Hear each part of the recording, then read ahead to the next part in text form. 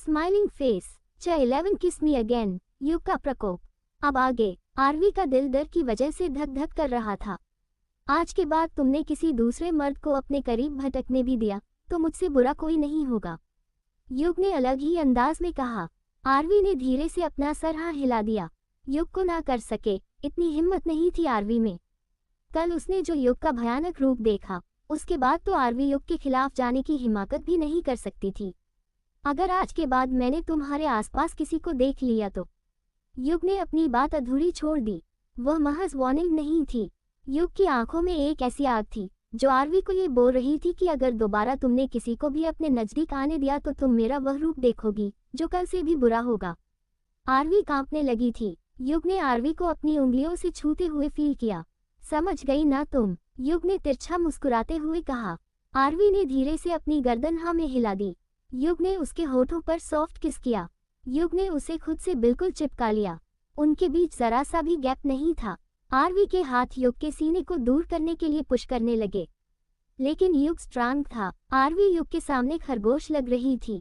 युग का हाथ नीचे की तरफ से चलने लगा। युग ने कुछ महसूस किया। युग ने आरवी को खुद से दूर किया। युग ने उसे ठीक से एडजस्ट किया और देखने लगा। युग ने हल्का सा उस जगह टच किया। आरवी ने अपने होंठ भींच लिए। आरवी ने अपना सिर हाँ में हिला दिया। इसका मतलब मुझे तुमसे कुछ दिन दूर रहना होगा, युग ने उसकी लोअर बॉडी को घूरते हुए पूछा। आरवी ने धीरे से अपनी गर्दन हाँ में हिला दी। युग आरवी को घूरने लगा। आरवी को गुस्से से देखने लगा, जैसे बोल रहा हो कि तुम चाहती हो कि मैं तुम्हारे करीब ना आऊं। वो युग को देख रही थी। युग के चेहरे पर नाराजगी के भाव थे। वो बहुत शुक्रगुजार थी। ये आदमी उससे कुछ दिन दूर रहेगा। युग अभी भी उसके पैरों के पास बैठा उसे घूर रहा था। अचानक आरवी का चेहरा टमाटर जैसा हो गया। घबराहट की वजह से आरवी यहाँ से बहुत दूर घर जाना चाहती थी, लेकिन वो ऐसा चाहकर भी नहीं कर सकती थी। उसे डर था कि कहीं युग गुस्से से उसे दोबारा से हट ना करें, लेकिन उसकी हिम्मत नहीं थी कि वो युग से नजरें मिलाए। युग ने आरवी की कमर पर हाथ फेरते हुए कहा, तुम्हारा वेट कितना है? 45 किलोग्राम, आरवी ने धीरे से जवाब दिया। युग की आंखें छोटी छोटी हो गई। युग धीरे धीरे आरवी की तरफ झुकने लगा। आरवी घबरा गई। सर प्लीज, हर्ट हो रहा है। आरवी फिर एक बार कांप गई। आरवी ने डर की वजह से अपनी आंखें बंद कर ली।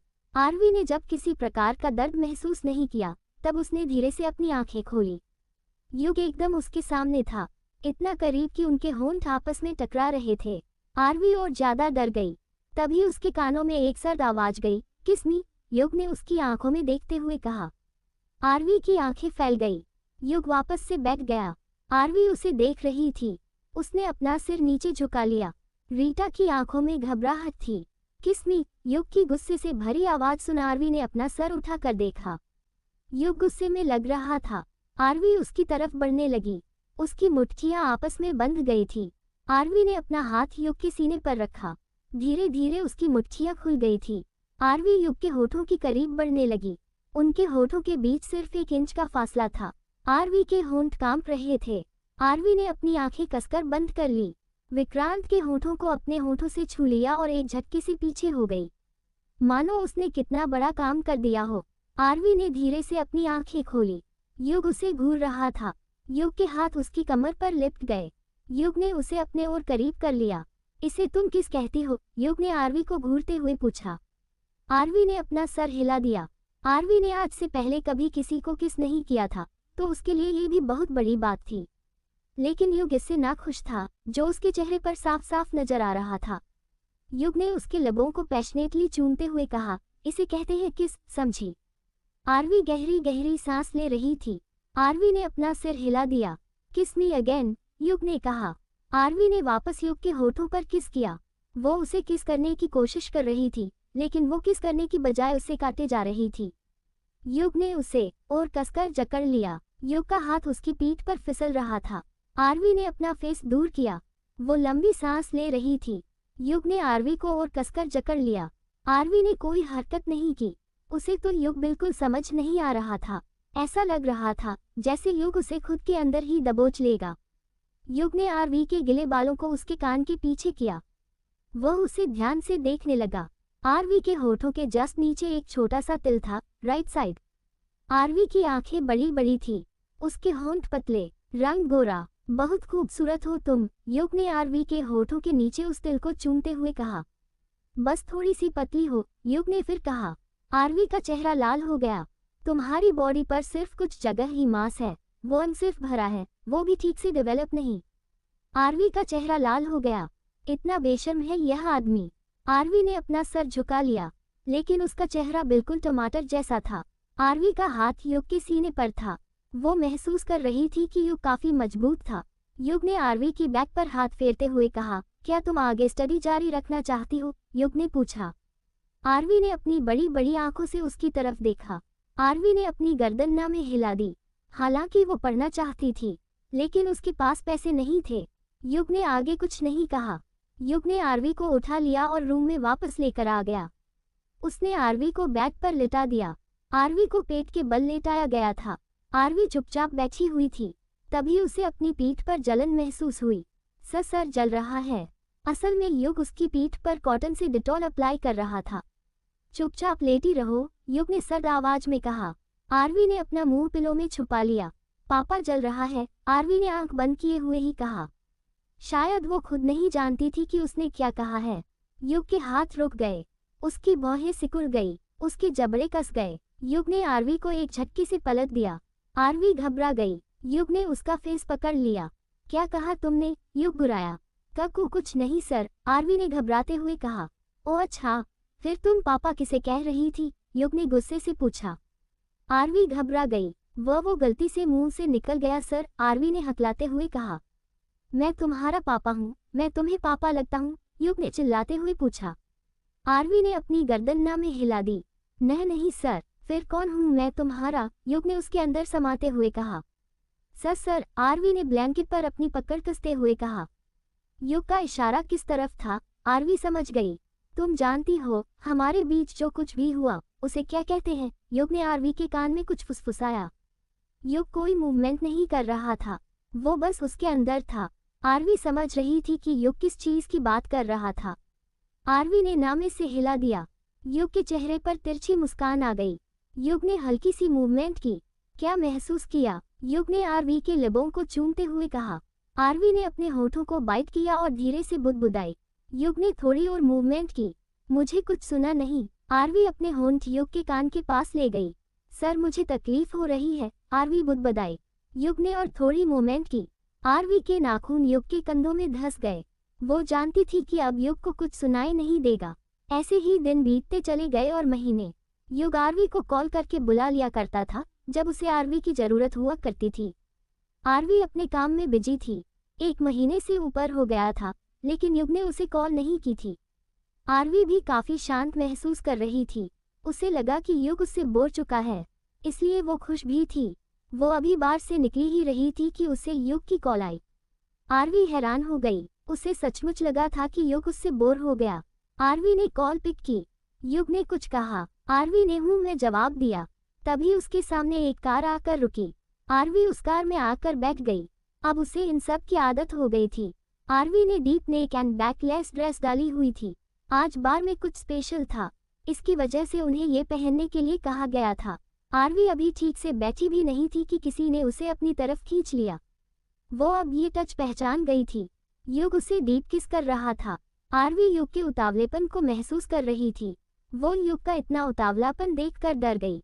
युग ने उसे लेदर सीट पर धकेल दिया। उसे जगह जगह किस करने लगा।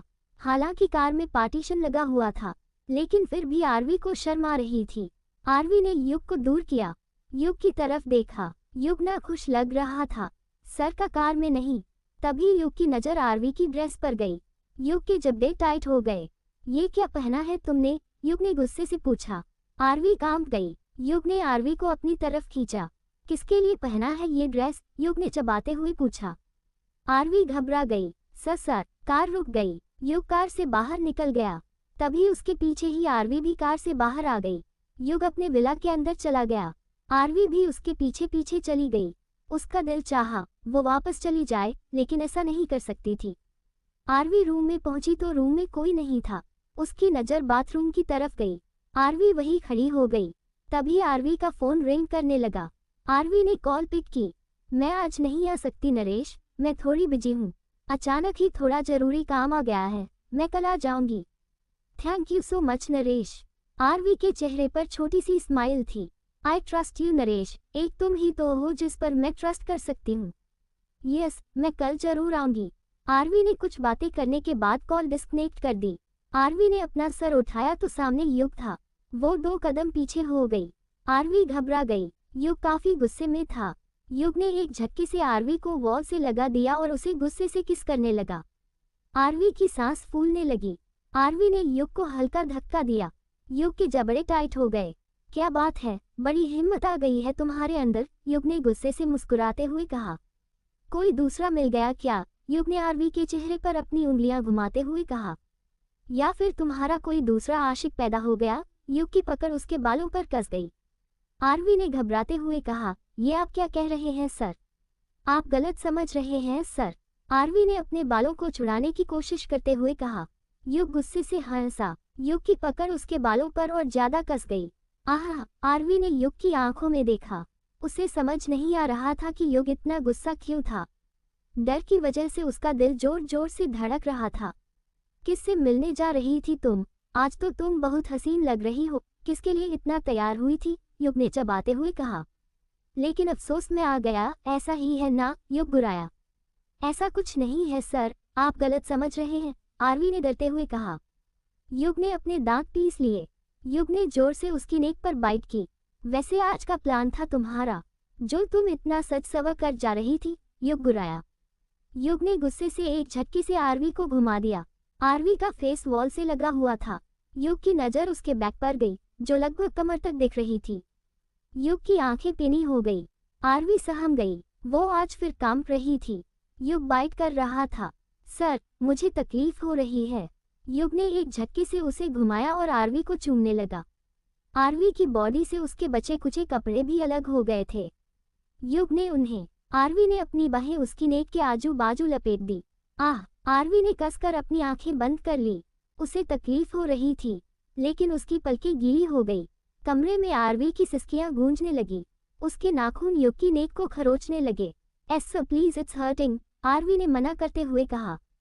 कहाँ जा रही थी तुम? युग ने गुस्से से कहा। Please sir. कुछ घंटों बाद युग रुक गया। आरवी के गालों पर आंसुओं की बूंदें थी। युग ने आरवी को खड़ा किया। आरवी के पैर कांप रहे थे। वो ठीक से खड़ी नहीं हो पा रही थी। आरवी ने युग के कंधों को पकड़ लिया। आरवी की आंख से अभी आंसू बह रहे थे। उसके होंठ कांप रहे थे। उसने अपना सिर नीचे कर झुका रखा था। युग ने आरवी के बालों को पकड़कर उसका सर ऊपर किया। किससे फोन पर बात कर रही थी? युग ने गुस्से से पूछा। आरवी कुछ नहीं बोल रही थी। दोस्त, यार, बॉयफ्रेंड, मंगेतर या पति या फिर कोई आशिक, युग ने गुर्राया। आरवी हिल गई। युग उससे दूर हुआ। आरवी जमीन पर गिर गई। युग आरवी से बात बात पर गुस्सा हो जाता था। आरवी को तो अब इतना डर लगने लगा था कि अगर उसने कुछ भी किया तो युग उसे बार बार पनिश करेगा। युग ने अपना खौफ उसके अंदर कुछ इस कदर बसा दिया था कि अब आरवी को सांस लेने में भी डर लग रहा था। आहा! उसने अपने पेट पर हाथ रखा। वह धीरे से बैठ गई। युग ने अपने कपड़े पहने और बाहर चला गया। आरवी सिकुड़कर बैठ गई। घुटनों में अपना मुंह छुपाकर रोने लगी। उसने अपने पेट पर हाथ रखा हुआ था। कुछ देर रोने के बाद आरवी खड़े होने की कोशिश करने लगी। वो धीरे धीरे बाथरूम की तरफ बढ़ गई। उससे चला नहीं जा रहा था।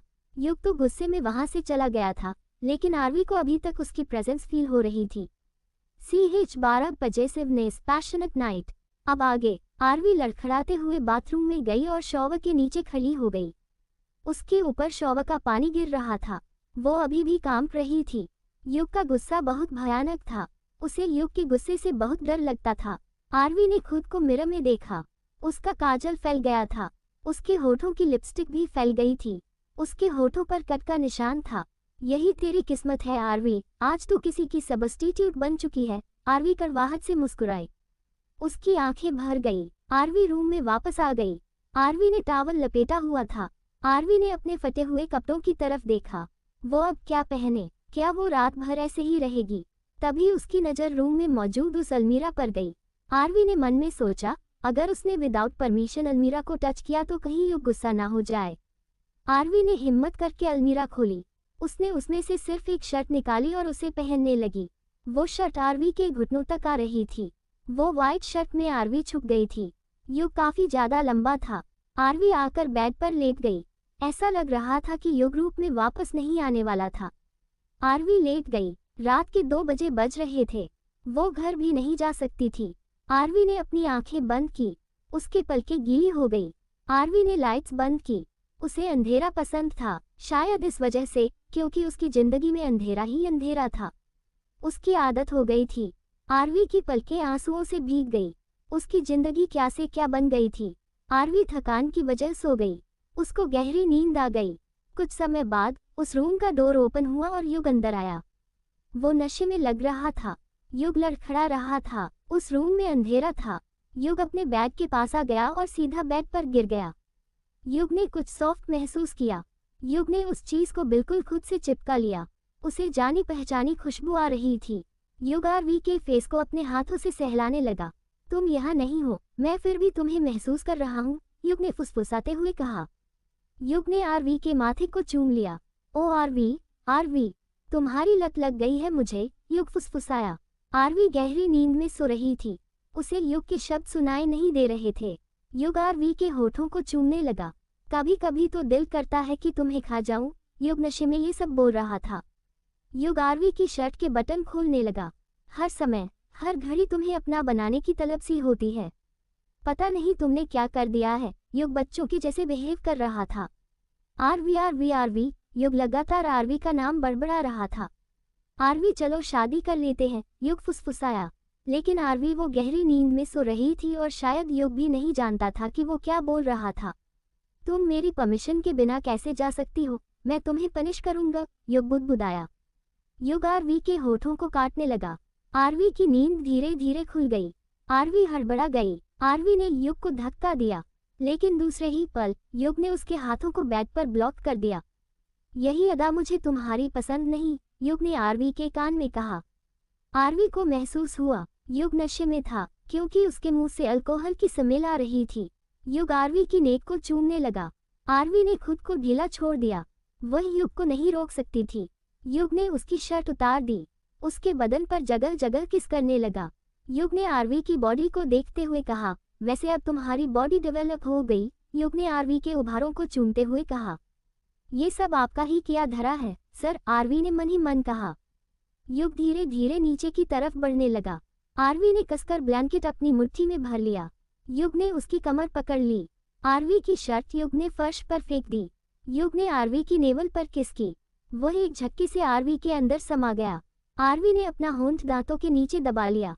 उसने अपना होंठ इतने कसके दांतों के नीचे दबा लिया था कि उसके होठों से खून आ गया। आरवी की पलकें गीली हो गई। अभी कुछ देर पहले ही युग उसके साथ गुस्से से हमबिस्तर हुआ था, जिस वजह से आरवी को तकलीफ हो रही थी। कमरे में आरवी की आहें गूंजने लगी। वक्त के साथ युग पैशनेट हो गया। आरवी से अब और बर्दाश्त नहीं हो रहा था, लेकिन युग अपनी मनमानी कर रहा था। बेडशीट पर सिलवटें पड़ गई। कमरे में हमबिस्तर होने की आवाज आ रही थी। अगली सुबह आरवी और युग दोनों ही बेड पर लेटे हुए थे। युग उसके ऊपर सो रहा था। आरवी की आंखें खुली हुई थी। वो रात भर सो नहीं पाई। युग ने धीरे से अपनी आंखें खोली। युग ने अपने आसपास देखा। उसका सर भारी था। युग की नजर आरवी के चेहरे की तरफ गई, जो हल्का सूजा हुआ लग रहा था। युग उठकर बैठ गया। क्या मैं रात भर ऐसे ही था? आरवी ने अपना सिर हिला दिया। युग दूसरी साइड लेट गया। आरवी अभी भी वैसे ही लेटी हुई थी। उसके अंदर उठने की ताकत बिल्कुल नहीं थी। आरवी उठकर बैठने लगी। उसके घुटनों में झंझनाहट हो रही थी। आरवी उठकर बैठ गई। उसने ब्लैंकेट से खुद को कवर किया। क्या हुआ था कल? युग ने पूछा। आरवी के गाल लाल हो गए। शुक्र है, इसे कुछ याद नहीं। कल रात युग ने उसे ना जाने कैसे कैसे परेशान किया था। आरवी ने अपनी कमर हिलाई। आरवी के चेहरे पर शर्म वाले भाव थे। वो आज शर्म से पानी पानी हुई जा रही थी। युग ने उसे खींचा। आरवी उसके सीने से जा लगी। आरवी ने अपनी नजर झुका ली। युग ने उसकी चिन पकड़ी और उसका फेस ऊपर किया। क्या हुआ बेबी? युग ने पूछा। आरवी की आंखें बड़ी बड़ी हो गई। क्या ये अभी भी नशे में था? आरवी ने सोचा। आरवी और शर्मा गई। युग ने उसे अपने और करीब करते हुए उसकी पीठ से सहलाई। कुछ नहीं सर, आरवी ने शर्माते हुए कहा। फिर तुम इतना शर्मा क्यों रही हो? युग ने उसके बालों को उसके कान के पीछे करते हुए पूछा। सफेद चादर से लिपटी आरवी खरगोश लग रही थी। या फिर मैं कल बेड पर बहुत अच्छा था, युग ने फुसफुसाते हुए आरवी के कान में कहा। आरवी ने अपना मुंह दूसरी तरफ कर लिया। उसके गाल लाल हो गए थे। युग ने उसे और कसकर जकड़ लिया। आरवी के मुंह से आह निकल गई। उसने युग के सीने पर हाथ रख थोड़ी दूरी बनाई। युग की आंखें छोटी छोटी हो गई।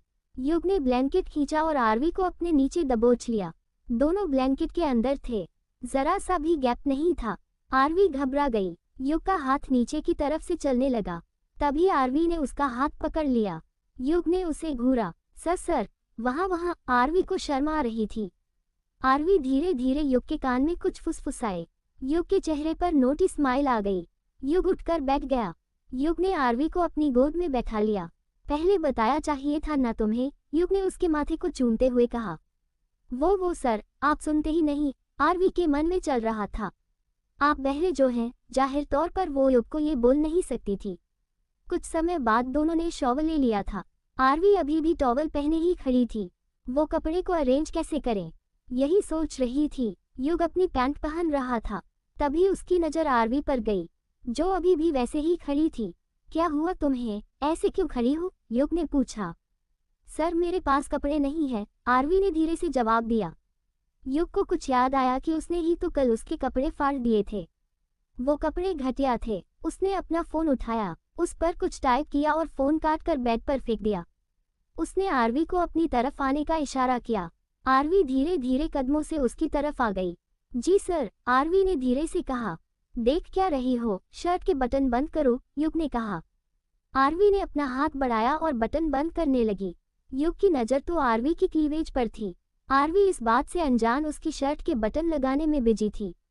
आरवी ने जब युग की नज़रों को फॉलो किया, आरवी घूम गई। ये सभी मर्द एक जैसे ही होते हैं। तभी युग ने उसे पीछे से बाहों में भर लिया। युग ने उसकी नेक पर अपने होंठ चलाते हुए कहा, क्या छुपा रही हो तुम? ऐसा तो है नहीं कि मैंने कुछ देखा नहीं, बल्कि इससे ज्यादा ही देखा है। ये आदमी कितना बेशर्म था, काश जमीन फट जाती और वो उसमें समा जाती। युग का हाथ टॉवल के अंदर जा रहा था। आरवी समझ गई। आरवी युग से दूर जाने लगी। युग ने उसके टॉवल का एक सिरा पकड़ लिया था। टॉवल खुल गया। आरवी ने खुद को टॉवल की आड़ में छुपाते हुए कहा, छोड़िए ना सर। युग के चेहरे पर एविल स्माइल थी। छोड़िए ना सर, प्लीज, आरवी ने टॉवल की आड़ लेते हुए कहा। युग ने उसकी तरफ देखते हुए कहा, वैसे क्या छुपा रही हो तुम, मुझे भी दिखाओ। युग ने शरारती मुस्कान के साथ कहा। कितना बदमाश है, आरवी ने मन ही मन सोचा। उसने हमेशा युग को गुस्से में ही देखा था। उसके चेहरे पर कोई भाव नहीं होते थे। वो बस हमेशा गुस्से में ही होता था। इस वजह से वो उसे डरती थी। लेकिन ये आदमी ऐसी कोई हरकत भी कर सकता है। प्लीज सर, छोड़िए ना, आरवी ने शर्माते हुए कहा। युग ने अपनी गर्दन ना में हिला दी। नहीं, मुझे भी देखना है, आरवी पानी पानी हुई जा रही थी। प्लीज सर, छोड़ दीजिए। युग ने टॉवल का एक सिरा पकड़कर आरवी की तरफ बढ़ने लगा। आरवी वही खड़ी थी। युग ने उसे टॉवल से लपेटते हुए वॉल से लगा दिया और उसके लबों को चूमने लगा। उसने उसके बालों को पकड़ रखा था। आरवी कोई हरकत नहीं कर रही थी। युग की किस इतना पैशनेट थी कि आरवी का पूरा चेहरा लाल हो गया था। अब ये नहीं कह सकते कि किस वजह से। Tonight I want you again, युग ने मदहोशी से कहा। सर, आरवी हिचकिचा रही थी। युग की आंखें छोटी छोटी हो गई। वॉट? सर, मुझे आज शाम तक पीरियड आ जाएंगे। ये पीरियड क्या होता है, युग ने पूछा। आरवी हैरान हो गई। क्या इससे पीरियड्स के बारे में नहीं पता? युग उसे घूर रहा था। सर, पीरियड प्रॉब्लम हर लड़की को होती है।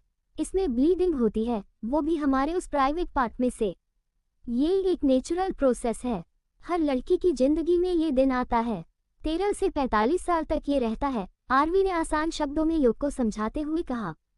युग सोच में पड़ गया। ये कितने दिनों तक होता है, युग ने पूछा। सर, 10 दिन, आरवी ने अपनी जीभ काट ली। बेशक वो झूठ बोल रही थी। पीरियड्स तो 4 से 5 दिन में खत्म हो जाते हैं। लेकिन वो 10 दिन शांत रहना चाहती थी, वरना ये आदमी उसे हर दूसरे दिन बुला लेगा। युग के चेहरे का रंग उड़ गया। वो नाखुश लग रहा था। तुम कहना क्या चाहते हो कि मुझे तुमसे 10 दिन दूर रहना है, युग ने घूरते हुए पूछा। आरवी ने अपना सर हिला दिया। युग को ये नागवारा था। आरवी को पता नहीं क्यों हंसी आ रही थी। उसने खुद को बहुत मुश्किल से कंट्रोल कर रखा था। युग का चेहरा देखकर ना जाने क्यों उसे बहुत ज्यादा हंसी आ रही थी। ठीक है, मैं अभी तुम्हें प्यार कर लेता हूँ। युग ने भी आरवी को उठा लिया। आरवी चौंक गई। उसने क्या सोचा था और क्या हो रहा है? आरवी को पता लग गया था कि वो नहीं रुकेगा। अगर उसने युग को दूर किया तो युग गुस्सा हो जाएगा। युग उसके पूरे बदन को वापस से किस करने लगा। थोड़ी ही देर में युग उसके साथ फिजिकल होने लगा। आरवी ने आहें भरते हुए कहा, ससलो। आरवी ने रिक्वेस्ट की। युग आरवी पर हावी हो गया था और उसे वही छोड़ने के लिए बिल्कुल तैयार नहीं था। आरवी काम पर जाना चाहती थी। भले ही युग ने उसकी पैसों में मदद कर दी थी, लेकिन उसे अपने घर का खर्चा तो निकालना ही पड़ेगा ना। उसे अपना पेट भरने के लिए कमाना ही पड़ेगा। आरवी से अब और बर्दाश्त नहीं हुआ, तो उसने युग को पूरी ताकत से धक्का दिया और युग से दूर हो गई। युग को गुस्सा आ गया। उसने आरवी को घूरा। Sir please. युग ने उसके पैरों को खींच लिया। कुछ घंटों बाद आरवी निडाल सी बेड पर लेटी हुई थी। उसके अंदर हिलने तक की ताकत नहीं थी। युग आरवी के होठों पर अपना अंगूठा रब कर रहा था। आरवी की आंखें बंद थी। वो अभी अपनी सांसों को काबू कर रही थी। तुम जानती हो, मुझे ना सुनना पसंद नहीं, आरवी अब पछता रही थी। आरवी ने धीरे से अपनी आंखें खोली और युग की तरफ देखा। युग ने उसे खुद में समेट लिया। आरवी ने कोई हरकत नहीं की। युग के दोनों हाथ उसकी पीठ पर थे। सर, मुझे जाना है, आरवी ने धीरे से कहा। युग की आंखें छोटी छोटी हो गई। कहाँ जाना है तुम्हें? युग का लहजा गुस्सैल था। आरवी घबरा गई। वो सर, मुझे काम पर जाना है, आरवी ने कांपते हुए कहा। युग नॉर्मल हो गया। वह आरवी को लेकर बैठ गया। आरवी अभी भी उसके सीने से लगी हुई थी और अपनी सांसों को काबू कर रही थी। ऐसा लग रहा था जैसे युग उसे छोड़ने के मूड में नहीं था। आरवी भी वापस से युग को गुस्सा नहीं दिलाना चाहती थी। आरवी ने युग के सीने पर हाथ रखा। युग का दिल धड़क उठा। सर, मैं जा सकती हूँ? तभी उस रूम में एक फोन कॉल की आवाज आई। ये फोन आरवी का था। आरवी ने अपना फोन उठाया। कहाँ है तू आरवी? कब से वेट कर रहा हूँ तेरा। उसके फोन से एक मर्दाना आवाज आई। आरवी घबरा गई। डर की वजह से वो कांप गई। उसने तुरंत अपना फोन कट कर दिया। आरवी ने डरते हुए युग के फेस की तरफ देखा। युग का चेहरा एक्सप्रेसलेस था। युग गुस्से में नहीं लग रहा था। आरवी ने चैन की सांस ली, लेकिन आरवी युग की बदलती आंखों को नहीं देख पाई। आरवी ने टेक्स्ट मैसेज किया और अपना फोन दूसरी साइड रख दिया। तभी युग के फोन पर एक मैसेज आया। युग ने अपने कपड़े उठाए और उन्हें पहनने लगा और फिर रूम से बाहर चला गया। आरवी ने खुद को ठीक से कवर कर लिया और युग की हरकतों के बारे में सोचने लगी। वो जितना उसे मना करती है, वो उतना ही पागल हो जाता है। तभी युग वापस आ गया। उसके हाथ में क्लॉथ बैग थे। उसने वो बेड पर रखे। आरवी ने धीरे से वो कपड़े उठा लिए और दोबारा बाथरूम में चली गई थी। कुछ देर में वापस आए। उसने pink shirt with black jeans डाली हुई थी। आरवी के लंबे बाल खुले थे। आरवी धीरे धीरे रूम में वापस आ रही थी। उससे चला नहीं जा रहा था। उसे चलने में अनकंफर्टेबल फील हो रहा था। उसकी नज़र युग पर गई, जो अपने पैर के ऊपर दूसरा पैर चढ़ाकर बैठा हुआ था। आरवी ने अपना सर झुका लिया और अपना पस उठाकर बाहर की तरफ जाने लगी। स्टॉप! युग की कड़क आवाज आई। आरवी अपनी जगह जम गई। आरवी डरते हुए घूमी। युग ने उसे अपनी तरफ आने का इशारा किया। वह धीमे धीमे कदमों से उसके पास आ गई। युग ने अपने पास उसे अपनी लैप पर बैठा लिया और उसके लंबे बालों को पकड़ लिया। 13 युग की नज़र आरवी पर। आरवी की खूबसूरती के सब कायल। अब आगे। युग ने जैसे ही आरवी के बालों पर अपनी पकड़ को टाइट किया, आरवी घबरा गई। उसे लगा कि युग फिर उसके साथ कुछ। तभी उसकी उम्मीद से परे युग ने उसके बालों का बंद बना दिया। आरवी की आंखें बड़ी बड़ी हो गई। युग ने उसे अपनी तरफ करते हुए उसके चेहरे को देखा। आरवी के लंबे बालों की कुछ लटें उसके गाल को चूम रही थी। युग ने उसके होठों के नीचे उस तिल को चूमा। बहुत खूबसूरत लग रही हो, युग ना खुश लग रहा था। आरवी को तो समझ नहीं आ रहा था कि युग करना क्या चाहता है। युग ने आरवी के माथे को चूमते हुए कहा, तुम्हें सब याद तो है ना कि मैंने तुम्हें जो कहा था। युग ने अलग ही अंदाज में कहा। आरवी थर थर कांप रही थी। उसने धीरे से अपना सिर हिला दिया। युग ने उसके के गालों पर उंगलियां चलाते हुए कहा, अगर भूल गई हो तो मैं याद दिला दूं। युग की पकड़ उसके फेस पर कस गई। आह! आरवी के होठ कांप रहे थे। उसकी पलकें गीली हो गई। युग की पकड़ उसके गाल पर कसती जा रही थी। अगर मुझे कुछ भी सुनने को मिला तो। युग ने अपनी बात अधूरी छोड़ दी, लेकिन आरवी की आंखों में डर की वजह से आंखों में आंसू आ गए। युग ने अपनी पकड़ ढीली कर दी। आरवी के गालों पर युग की उंगलियों के निशान बन गए थे। आरवी का दिल अभी भी डर की वजह से जोरों से धड़क रहा था, क्योंकि युग ने उसे महज धमकी नहीं दी थी बल्कि उसकी रूह को डरा दिया था। युग की नजरें जिस तरीके से आरवी को देख रही थी, जैसे उसे क्या खाक कर देंगे अगर आरवी ने उसके खिलाफ जाने की कोशिश की। आरवी कांप रही थी। युग रूम से बाहर चला गया। वही आरवी अभी भी वहीं पर बैठी हुई युग को जाते हुए देख रही थी। उसने जल्दी से अपने पर्स को उठाया और फिर आरवी भी बाहर चली गई। युग अपनी कार में बैठकर वहां से निकल गया था। आरवी सड़क पर चल रही थी, तभी उसके सामने से एक कार होकर गुजरी, जिससे आरवी की फ्रॉक हवा में उड़ने लगी। आरवी ने जल्दी से उसे पकड़ लिया। आरवी अभी धीरे धीरे अपने कदम आगे की तरफ बढ़ा रही थी और चलने में सिहर रही थी, क्योंकि युग जिस तरीके से उसके साथ वह सब करता था, आरवी को आए दिन बहुत प्रॉब्लम हो रही थी। काम में भी वह फोकस नहीं कर पा रही थी। आरवी ने सोचा था कि आज वह सबसे पहले निशु के पास जाएगी और उसे मनाएगी, क्योंकि उसकी दोस्त भी उसे गुस्सा हो गई है। उसने जो डिसीजन लिया था, निशु उसके खिलाफ थी। उसने ये तक कह दिया था कि वह दोबारा कभी भी आरवी से बात नहीं करेगी। पर आरवी अपनी दोस्त को कैसे भूल सकती है। आखिरी वक्त तक निशु ही थी जिसने उसका साथ दिया था, और निशु के सिवा शायद उसका इस दुनिया में कोई नहीं है जो असलियत में उसकी परवाह करता है। आरवी ने सोचा कि वह निशु को कॉल करे और ऐसा ही उसने किया भी, लेकिन दूसरी तरफ से निशु ने कॉल पिक नहीं किया। तभी उसके फोन पर किसी का कॉल आया। आरवी ने कॉल पिक की। आरवी, कहाँ है यार तू? दूसरी तरफ से एक आवाज आई। सॉरी, नरेश में नहीं आ रही। आरवी की आवाज अभी भी कांप रही थी। क्यों? नरेश ने जैसे ही दूसरी तरफ से पूछा। आरवी ने अपनी धीमी सी आवाज में कहा, नरेश, मेरी तबीयत ठीक नहीं है। आई एम सॉरी, लेकिन मैं नहीं आ सकती। वो अभी काम खत्म नहीं हुआ। नरेश, तुम वो पार्सल मेरे एड्रेस पर भेज दो। आरवी ने युग के उस डरावने फेस को याद करते हुए कहा। लेकिन आरवी, मुझे तुझसे एक फेवर चाहिए था। कैसा फेवर? आरवी ने धीरे से पूछा। नरेश के शब्दों को सुनकर आरवी पहले ही घबरा गई थी कि आखिर नरेश को उससे क्या फेवर चाहिए, क्योंकि वह चाहकर भी नरेश की मदद नहीं कर सकती। अब वह युग की पर्सनल प्रॉपर्टी है और युग ने जिस तरीके से उसे धमकाया था, उसके बाद तो आरवी रिस्क नहीं ले सकती थी। वह इससे पहले कि नरेश को साफ साफ मना कर देती, उससे पहले ही नरेश ने परेशान आवाज में कहा, यार तुझे तो पता है ना मैं तनीषा को कितना पसंद करता हूँ। तुझे तो पता है ना वो मुझे भाव नहीं देती, इसलिए मैं चाहता हूँ कि तू उसकी बर्थडे पार्टी में मेरी गर्लफ्रेंड बनकर चल। पार्टी 5 स्टार होटल में है। बस हाँ कर दे यार, आरवी, नरेश ने कहा। लेकिन नरेश, आरवी के तो पैर कांपने लगे। उसकी आंखों के सामने एकदम से युग का वह खतरनाक चेहरा घूमने लगा। नरेश, मेरी मम है। आरवी के शब्द उखड़ने लगे। देख आरवी, मना मत करना यार, इतनी मदद नहीं कर सकती तू। बस यार कुछ घंटों के लिए तुझे मेरी गर्लफ्रेंड बनना है बस। आरवी ऐसे ही थी, वह किसी को डायरेक्ट मना नहीं कर पाती थी। उसे ना बोलने में इतनी प्रॉब्लम होती थी। कब है ये पार्टी? आरवी ने घबराते हुए पूछा। 1 हफ्ते बाद, नरेश ने जवाब में कहा। आरवी के माथे पर पसीने की बूंदें थी। आखिर वह क्या बोलती नरेश से? वह नरेश को अपनी हालत के बारे में भी तो नहीं बता सकती थी ना, कि उसकी जिंदगी में कैसी उथल पुथल चल रही है और उसकी जिंदगी किसके कब्जे में है अब। आरवी तो अब खुद से ही लड़ रही थी। आरवी की आंखों में आंसू आ गए। तो तय रहा तू मेरी हेल्प करेगी, लेकिन नरेश मेरी बात तो सुनो। मैं कुछ नहीं सुनने वाला। नरेश ने कॉल कट कर दी। आरवी ऐसी ही थी, उसके अंदर सेल्फ कॉन्फिडेंस बिल्कुल ही नहीं था।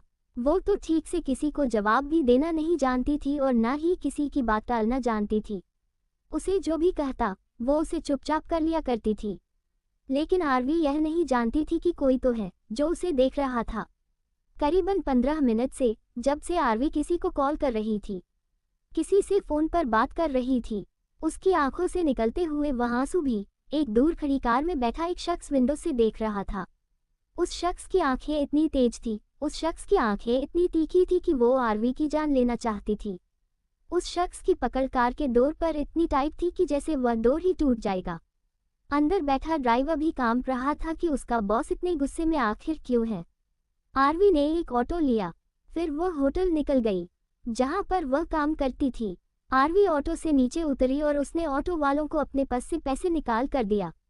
फिर वह अंदर की तरफ जाने लगी, लेकिन आरवी यह नहीं जानती थी कि जब तक वह होटल के अंदर नहीं चली गई तब तक एक शख्स उसे स्टॉप कर रहा था। एक कार जो दूर खड़ी थी और उस होटल को ही देख रही थी। उसे कार के अंदर बैठे शख्स ने ड्राइवर को कुछ इशारा किया और ड्राइवर कार लेकर वहां से निकल गया। आरवी को अभी तक जो घुटन हो रही थी, अचानक से वह शांत हो गई। उसने पीछे घूमकर देखा तो कोई भी नहीं था, इसलिए आरवी ज्यादा ध्यान न देते हुए होटल के अंदर चली गई और जैसा कि उसने सोचा था, उसे मैनेजर से बहुत डांट पड़ी। मैनेजर ने उसे ये तक की धमकी दे दी कि अगर वह एक बार और लेट हुई तो उसे काम से वह निकाल देगा या उसका बोनस कट कर देगा। ये सुनकर आरवी मैनेजर से सॉरी बोलती है और उसके बाद वह उसे प्रॉमिस करती है कि वह दोबारा काम पर कभी लेट नहीं आएगी। लेकिन आरवी ने प्रॉमिस तो कर दिया था, पर वह जानती थी कि युग के सामने तो उसकी जुबान नहीं खुल सकती। युग उसके साथ एक बार शुरू होता था तो फिर वह न जाने कब जाकर रुकता था। लेकिन आरवी ने सोच लिया था कि वह आज युग से इस बारे में बात कर लेगी कि वह उसे जल्दी ही सोने दिया करे, ताकि टाइम से उठकर वह काम पर जा सके। क्योंकि युग ने भले ही उसके भाई के ऑपरेशन के लिए पैसे तो दे दिए थे, लेकिन आरवी को अपना और भी तो खर्च निकालना था। युग से वह और पैसे नहीं ले सकती थी। अभी तो युग ने सिर्फ उस पर अपना हक जमाया था, तो आरवी को इतनी प्रॉब्लम हो रही थी। अगर युग ने उससे कह दिया कि वह जिंदगी भर उस शख्स के साथ उसकी स्लेव बनकर रहेगी, तो आरवी का क्या ही होता। किसी तरीके से यह 1.5 साल निकल जाए। आरवी मन ही मन प्लान करती है, क्योंकि युग से उसे छुटकारा मिल जाएगा। आरवी जिम्मेदारी से पूरा दिन दिल लगाकर काम करती है। वह किसी को कोई शिकायत का मौका नहीं देती और बीच में ही उसे टिप मिल जाती है, जिससे आरवी खुश हो जाती है। आरवी ने सोच लिया था कि आज वह कॉफी पिएगी। आरवी एक गरीब घर की लड़की थी। उसके पास जितना भी प्रॉपर्टी थी, वह तो पहले ही उसके चाचू ने हड़प लिया था। आरवी ने आज तक कभी कॉफी नहीं पी थी और वह टेस्ट करना चाहती थी कि कॉफी का टेस्ट कैसा होता है, क्योंकि उसने एक बार युग को कॉफी पीते हुए देखा था। उसका बहुत मन था कॉफी पीने का, लेकिन सस्ती से सस्ती कॉफी भी 150 रुपए की आती थी। आरवी को जो टिप मिली थी वह पूरे 200 रुपए थे। आरवी 50 रुपए बचा लेती है ऑटो के लिए और 150 रुपए की वह एक कॉफी लेती है अपने ही होटल में। उस कॉफी को लेकर वह टेबल के पास गई और वहां पर बैठकर उसे पीने लगी। तभी एक और वेट्रेस ने आराम से आरवी को कॉफी पीते हुए देखा, तो वह गुस्से से जाकर उसकी शिकायत मैनेजर से कर देती है कि आरवी काम नहीं कर रही, बल्कि वह फ्री में कॉफी पी रही है। ये सुनकर वह मैनेजर गुस्से में आरवी के पास आता है और उसके हाथ से वह कॉफी छीनकर फेंकते हुए गुस्से में टेबल पर हाथ मारकर बोला, तुम्हें यहाँ पर फोकट में हमने हायर नहीं किया है, तुम कॉफी चोरी कर पी रही हो। तुम जानती हो ना कि रूल क्या है कि कोई भी वेटर यहाँ का कोई भी सामान अपनी मर्जी से नहीं ले सकता, ना यूज कर सकता है। तुमने किसकी परमिशन से कॉफी पी? आरवी बहुत ज्यादा डर गई और वह जल्दी से खड़ी हो गई। उसने धीरे से कहा, I am sorry sir. Sorry for what? तुमने हमारी रूल्स को ब्रेक किया है। मैं तुम्हें अभी के अभी काम से निकालता हूँ, दफा हो जाओ यहाँ से। वही दूसरी वेट्रेस ये तमाशा देखकर मजे ले रही थी। फाइनली आरवी को काम से निकाल दिया गया था। जैसा कि पहले भी जिक्र हुआ था, वह वेट्रेस आरवी को ज्यादा खास पसंद नहीं करती थी, क्योंकि आरवी बहुत खूबसूरत थी। आरवी इतनी खूबसूरत थी कि कभी कभी तो मैनेजर भी उसकी तारीफ करता था और वहां पर मौजूद कई स्टाफ्स आरवी की मासूमियत की बहुत तारीफ करते थे। वह अपना काम भी सलीके से करती थी और उसकी वजह से ही वहां पर काफी लड़कों की भीड़ लगी रहती थी, जिस वजह से होटल का भी फायदा होता था। आरवी की आंखों में आंसू आ जाते हैं और उसने धीरे से कहा, लेकिन सर, ये कॉफी तो मैंने अपने पैसों से पी है। आपको गलतफहमी हुई है, मैंने इसे वहां से बाय किया था। आप चाहे तो वहां पर मौजूद रिसेप्शन से भी पूछ सकते हैं। आरवी यह सब कुछ बहुत मासूमियत से बोलती है। ये सुनकर एक पल के लिए मैनेजर भी ठहर जाता है कि आखिर आरवी कितनी प्यारी है। वह कितने धीरे धीरे और कितनी प्यारी सी आवाज में ये सब कुछ डर कर बोल रही थी, बच्चों की तरह। मैनेजर ने रिसेप्शनिस्ट की तरफ देखा तो रिसेप्शनिस्ट ने अपना सर हाँ में हिला दिया। इस पर मैनेजर ने गुस्से से उस वेट्रेस को देखा जिसने आकर आरवी की शिकायत की थी। उस वेट्रेस का नाम था धानी। अब धानी डर गई और उसने मैनेजर को देखते हुए कहा, आई एम सॉरी सर, मुझे लगा कि यह हमारे रूल्स को ब्रेक कर रही है, इसलिए मैंने अपनी ड्यूटी समझकर आपको इन्फॉर्म कर दिया और मेरा कोई इंटेंशन नहीं था। मैनेजर ने धानी को बहुत डांटा और उसने आरवी को देखते हुए दोबारा से उसके लिए कॉफी मंगवा दी। मैनेजर ने अपने लिए भी कॉफी मंगवाई और उसके बाद वह आरवी के साथ ही बैठते हुए बोला, डरो मत, तुम कॉफी पी सकती हो। मैनेजर ने माफी के तौर पर वहां पर आरवी के लिए रोज एक कॉफी फ्री कर दी। ये सुनकर तो आरवी भी खुश हो गई और उसने मैनेजर से थैंक यू कहा। मैनेजर आरवी के साथ बैठकर कॉफी पी रहा था और बाकी स्टाफ अपने काम में बिजी हो गया था। वही धानी तो जल भूनकर राख हो गई थी, क्योंकि आरवी की वजह से उसे मैनेजर से डांट पड़ी थी, इसलिए वह बदले की आग में जल रही थी। इधर मैनेजर आरवी से पूछता है कि वह इतनी छोटी सी उम्र में काम करने क्यों आए हैं, ये तो उसकी पढ़ाई करने की उम्र है। इस पर आरवी की आंखें नम हो गई और उसने मैनेजर से कहा, सर मेरी फैमिली में कोई भी नहीं है, मैं और मेरा भाई है, जिस वजह से मैं यहाँ पर काम करती हूँ। ये सुनकर मैनेजर को आरवी के लिए बुरा लगता है। आरवी की आंखों में आंसू देखकर मैनेजर को उसके लिए सहानुभूति होती है। मैनेजर ने सोचा कि वह आरवी की सैलरी थोड़ी इंक्रीज कर दे, क्योंकि यहाँ पर आरवी ही थी जिसको थोड़े ही पैसे देने पर वह मान गई थी काम करने के लिए। मैनेजर और आरवी दोनों ही बैठकर साथ में कॉफी पी रहे थे। वही एक शख्स उन दोनों को कॉफी पीते हुए साथ में देख रहा था। उसे शख्स की आंखें तो आरवी के चेहरे पर थी। आरवी अपनी टिमटिमाती हुई आंखों से मैनेजर को देखकर धीरे से बोली, सॉरी सर, मैं आपके साथ बैठकर कॉफी पी रही हूँ। मैं जानती हूँ कि यह मेरी हैसियत नहीं है, मैं अभी यहाँ से चली जाती हूँ सर। आरवी जैसे ही खड़ी हुई, मैनेजर ने उसका हाथ पकड़ लिया और फिर उसे दोबारा बैठने के लिए कहा। आरवी फिर भी मैनेजर के साथ बैठने से मना कर देती है, तो मैनेजर आरवी को गुस्से से घूरता है। आरवी डरते हुए चुपचाप बैठ गई। उसे डर था कि कहीं दोबारा से मैनेजर गुस्से में आकर उसे नौकरी से ना निकाल दे। तुम अब रोज मेरे साथ बैठकर कॉफी पियोगी और तुम्हें डरने की जरूरत नहीं है। मैं थोड़ा सा स्ट्रिक्ट हूँ, इसका मतलब यह नहीं कि मैं हिटलर हूँ। आरवी ने जब मैनेजर के मुंह से हिटलर शब्द सुना तो उसे हंसी आ गई। आरवी धीरे धीरे हंसने लगी। हा हा हा हा। हंसते हुए आरवी के मोती जैसे दांत चमक रहे थे। हंसते हुए वह भला की खूबसूरत लग रही थी। एक पल के लिए तो मैनेजर भी उससे अपनी नजरें नहीं हटा पाया। आरवी के बाल हंसते हुए खुल गए थे। मैनेजर ने आरवी को हंसते हुए देखा और उसके होठों पर स्माइल आ गई। आरवी को अचानक से ठंड लगने लगी। उसने हंसना एकदम से बंद कर दिया। अपने आसपास देखा। आरवी को ऐसे लगा जैसे कोई उसे काफी देर से नोटिस कर रहा है, लेकिन आरवी को कोई दिखाई नहीं दे रहा था। चैप्टर 14 युग की जुनूनियत, आरवी पर युग का कहर। अब आगे। आरवी मैनेजर के साथ बैठकर कॉफी पी रही थी। कॉफी उसे इतनी टेस्टी लगी कि आरवी ने एक्साइटेड होकर कहा, सर आपके होटल की कॉफी बहुत ही टेस्टी है। आरवी अपनी जीभ को अपने होठों पर फिराते हुए बहुत ही बच्चों की तरह एक्साइटेड होकर बोलती है।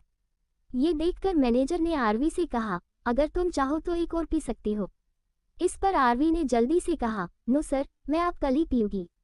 आज के लिए इतना बहुत है, थैंक यू सो मच, आपने मुझे फ्री में कॉफी पीने के लिए परमिशन दे दी।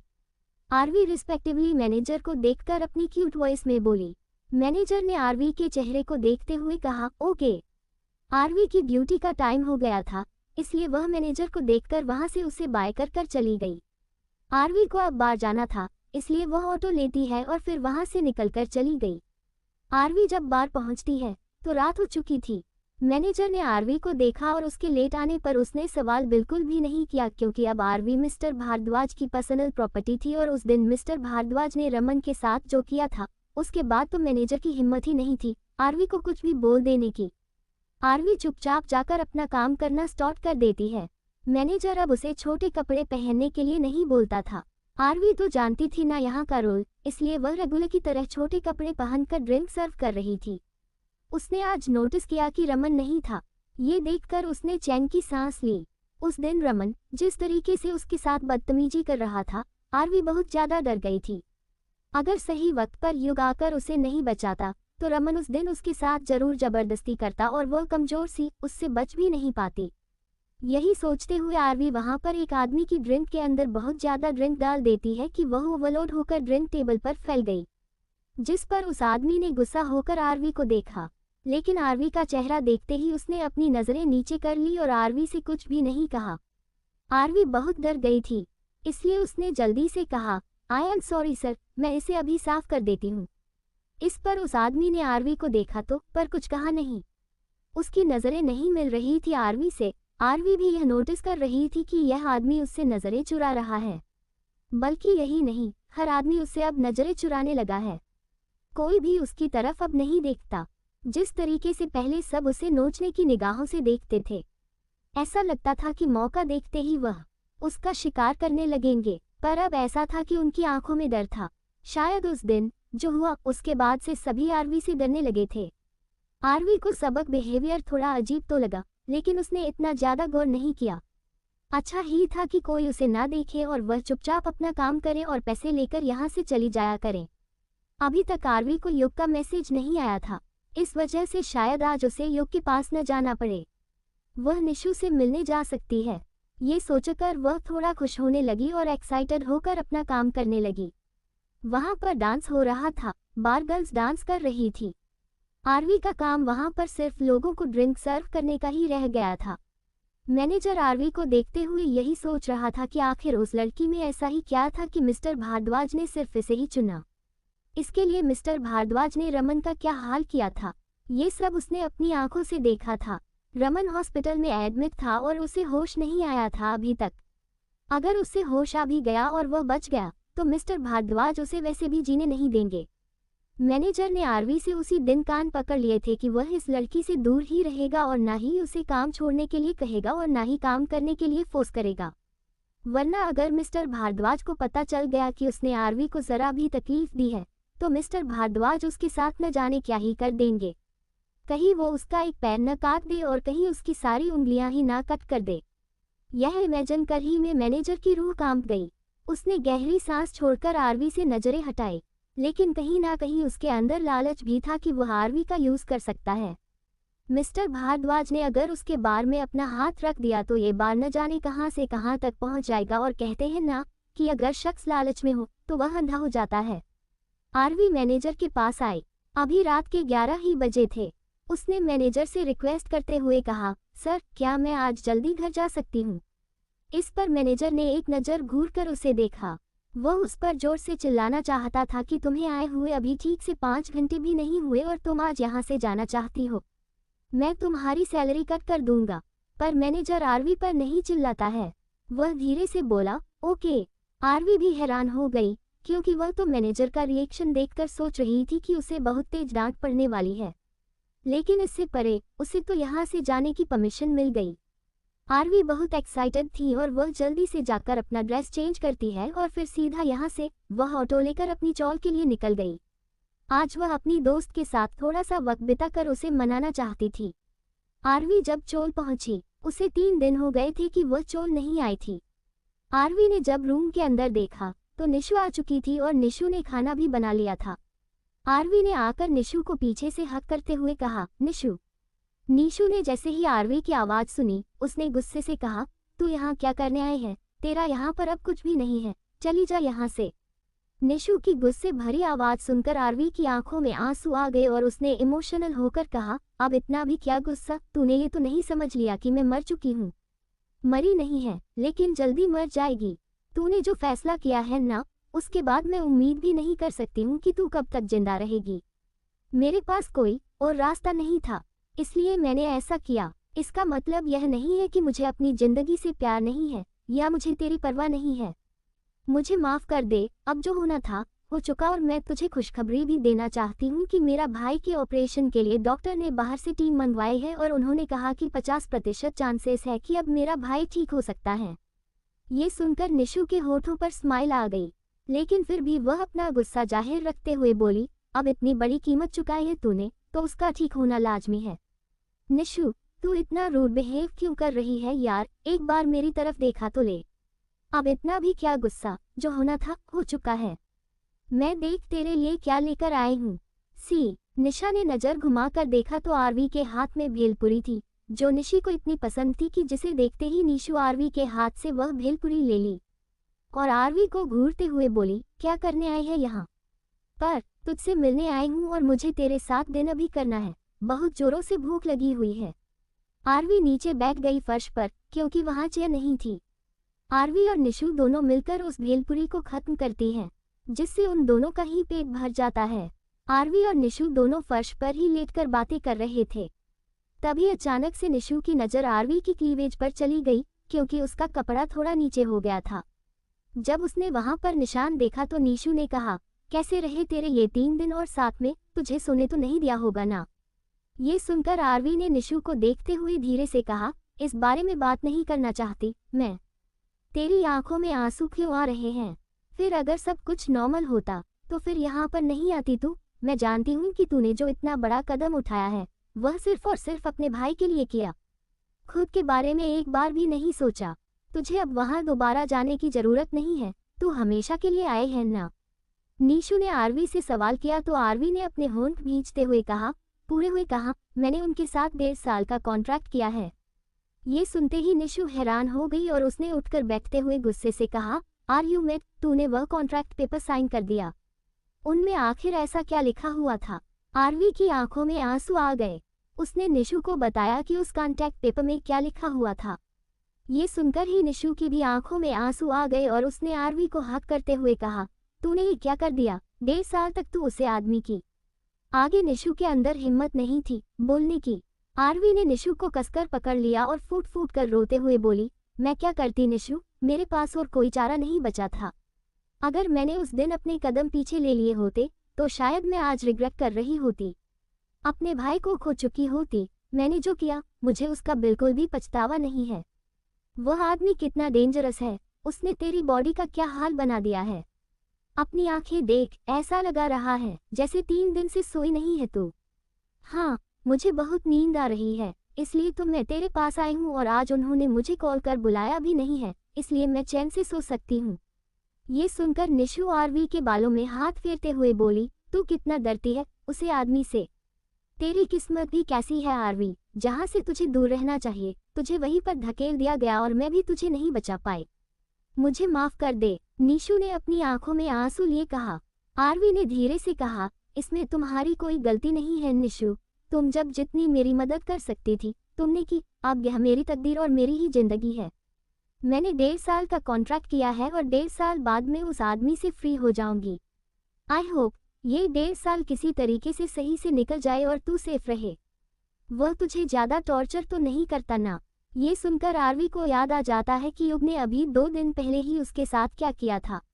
वह याद करते ही वह कांप उठती है, लेकिन वह निशु से कुछ भी नहीं बोलती क्योंकि उसे बहुत तेज नींद आ रही थी और वह निशु की गोद में ही सर रखकर सो गई। निशु ने उसके बालों में हाथ फेरा। आरवी ने खाना भी नहीं खाया था। आरवी को सोए हुए करीबन 30 मिनट ही हुए थे कि उसका फोन रिंग करने लगा। निशु ने आरवी का फोन देखा और फिर उसे साइलेंट पर कर दिया क्योंकि वह नहीं चाहती थी कि उसकी दोस्त को कोई डिस्टर्ब करे। निशु नहीं जानती थी कि उसने क्या कर दिया है। कहीं उसकी यह छोटी सी गलती और फोन को साइलेंट कर देना आरवी के लिए मुसीबत ना बन जाए। इधर आरवी तो चैन की नींद सो रही थी। अभी सुबह के 4 बजे बज रहे थे और आरवी की अचानक से नींद खुल गई क्योंकि उसे बहुत प्यास लगी थी। उसने उठकर सबसे पहले पानी पिया और फिर जब उसे एहसास हुआ कि उसका पेट खाली हो गया है तो उसने अपने साथ लाए हुए बिस्कुट खाना शुरू करती है। थोड़ी देर बाद उसने निशु को देखा तो निशु भी उसके बगल में ही सो रही थी फर्श पर। करीबन 30 मिनट बाद आरवी ने अपना फोन उठाया और चेक करने लगी तो उस पर युग की कॉल आई थी। युग की उसे 2 मिस कॉल आई थी। आरवी के तो होश उड़ गए और मानो एकदम से उसका शरीर ठंडा पड़ गया हो। उसके सोने के 30 मिनट बाद कॉल आई थी और उसने युग की कॉल को पिक नहीं किया। उसका फोन साइलेंट पर किसने कर दिया? जरूर निशु ने किया होगा ताकि उसे डिस्टर्बेंस ना हो। ओह नो निशु, तूने क्या कर दिया? आरवी के तो डर की वजह से हाथ पैर ठंडे पड़ गए थे। उसने बिना देर किए युग को दोबारा से कॉल कर दिया और दूसरी तरफ से एक बार में ही कॉल पिक हो गया।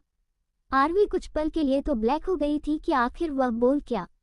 उसने धीरे से कहा, hello sir, I am sorry. वह मैं रात में, तभी कॉल कट हो गया। ये देखकर आरवी की आंखों में आंसू आ गए और उसने बिना देर किए दोबारा कॉल किया, लेकिन इस बार युग ने कॉल रिसीव नहीं किया तो आरवी ने दोबारा से ट्राई किया। उसने इस बार 5वीं बार कॉल ट्राई किया और इस बार कॉल युग की तरफ से पिक कर लिया गया। हेलो सर, प्लीज मेरी बात सुन लीजिए। कल रात मैंने कॉल पिक नहीं किया क्योंकि मैं सो गई थी। प्लीज आप गुस्सा मत करिएगा, अगर आप कहो तो मैं अभी आ जाती हूँ। हम दूसरी तरफ से युग ने हामी भरी, लेकिन उसकी हामी में जो गुस्सा था उसे आरवी ने भांप लिया था। युग फोन पर जो सांस ले रहा था उससे भी आरवी अब पहचान लगी थी। सर, सिर्फ 10 मिनट दीजिए मुझे, मैं बस आपके पास अभी आ रही हूँ। इतना बोलकर आरवी जल्दी से खड़ी हुई और अपने कपड़े ठीक कर उसने निशु को एक नोट लिखा और फिर वहां से जल्दी भाग गई। इतनी सुबह सुबह ऑटो नहीं मिल रहा था। आरवी अब यही सोच रही थी कि वह कैसे 10 मिनट में पहुंचेगी। युग बहुत गुस्सा करेगा। लेकिन आरवी ने देखा कि उसकी चोल के बाहर एक कार खड़ी हुई है। उस कार की विंडो नीचे है और एक शख्स उस कार में बैठा सिगरेट की कश भर रहा है। उसे देखते ही एक पल के लिए तो आरवी ठहर गई और उसके दिल की धड़कन तेज हो गई। आरवी धीरे धीरे अपनी कदम उस कार की तरफ बढ़ाने लगी। वह यही सोच रही थी कि युग यहाँ पर क्या कर रहा है। युग ने अपना सिर घुमाकर आरवी की तरफ देखा। उसकी आंखें आरवी को ऊपर से नीचे तक एनालाइज करने लगी। आरवी ने अपने पस को कसकर पकड़ लिया और फिर जब वह कार के पास आई, आरवी दूसरी तरफ जाकर कार में बैठना चाहती थी, लेकिन उसी वक्त युग की तरफ का डोर ओपन हो गया और एक हाथ बाहर आया। उसने आरवी की पतली सी कमर को पकड़कर कार के अंदर खींच लिया, जिससे आरवी की आंखें चौड़ी हो गई और उसने जल्दी से युग के शोल्डर को पकड़ लिया। युग ने आरवी के होंठों से अपने होंठ मिला दिए। आरवी के मुंह में सिगरेट का धुआं भर गया और वह उसकी नाक से बाहर आने लगा। आरवी का दम घुटने लगा था और युग उसे खुद से दूर नहीं कर रहा था। आरवी ने छटपटाते हुए अपना फेस साइड किया और जोर जोर से खांसने लगी। युग आरवी को घूर रहा था। आरवी ने अपनी नजरें नीचे कर ली। सर जी, आप यहाँ जब 15 बेड पे करेंगे? आरवी को आई शर्म। अब आगे, युग ने आरवी को घूरते हुए कहा। क्यों, मुझे यहाँ पर देखकर खुश नहीं हो? आरवी ने घबराते हुए कहा, सर मेरा वह मतलब नहीं था।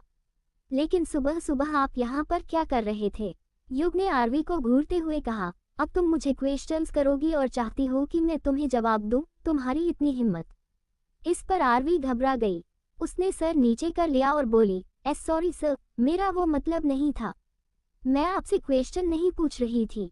युग ने आरवी के लिबों को शक करते हुए कहा, तुमने अभी बिस्किट खाया? इस पर आरवी ने धीरे से कहा, मैंने थोड़ी देर पहले बिस्किट खाया। मुझे भूख लगी हुई थी क्योंकि मैंने कल कुछ भी नहीं खाया था। कल तुमने डिनर नहीं किया? युग ने अपनी सर्द आवाज में पूछा।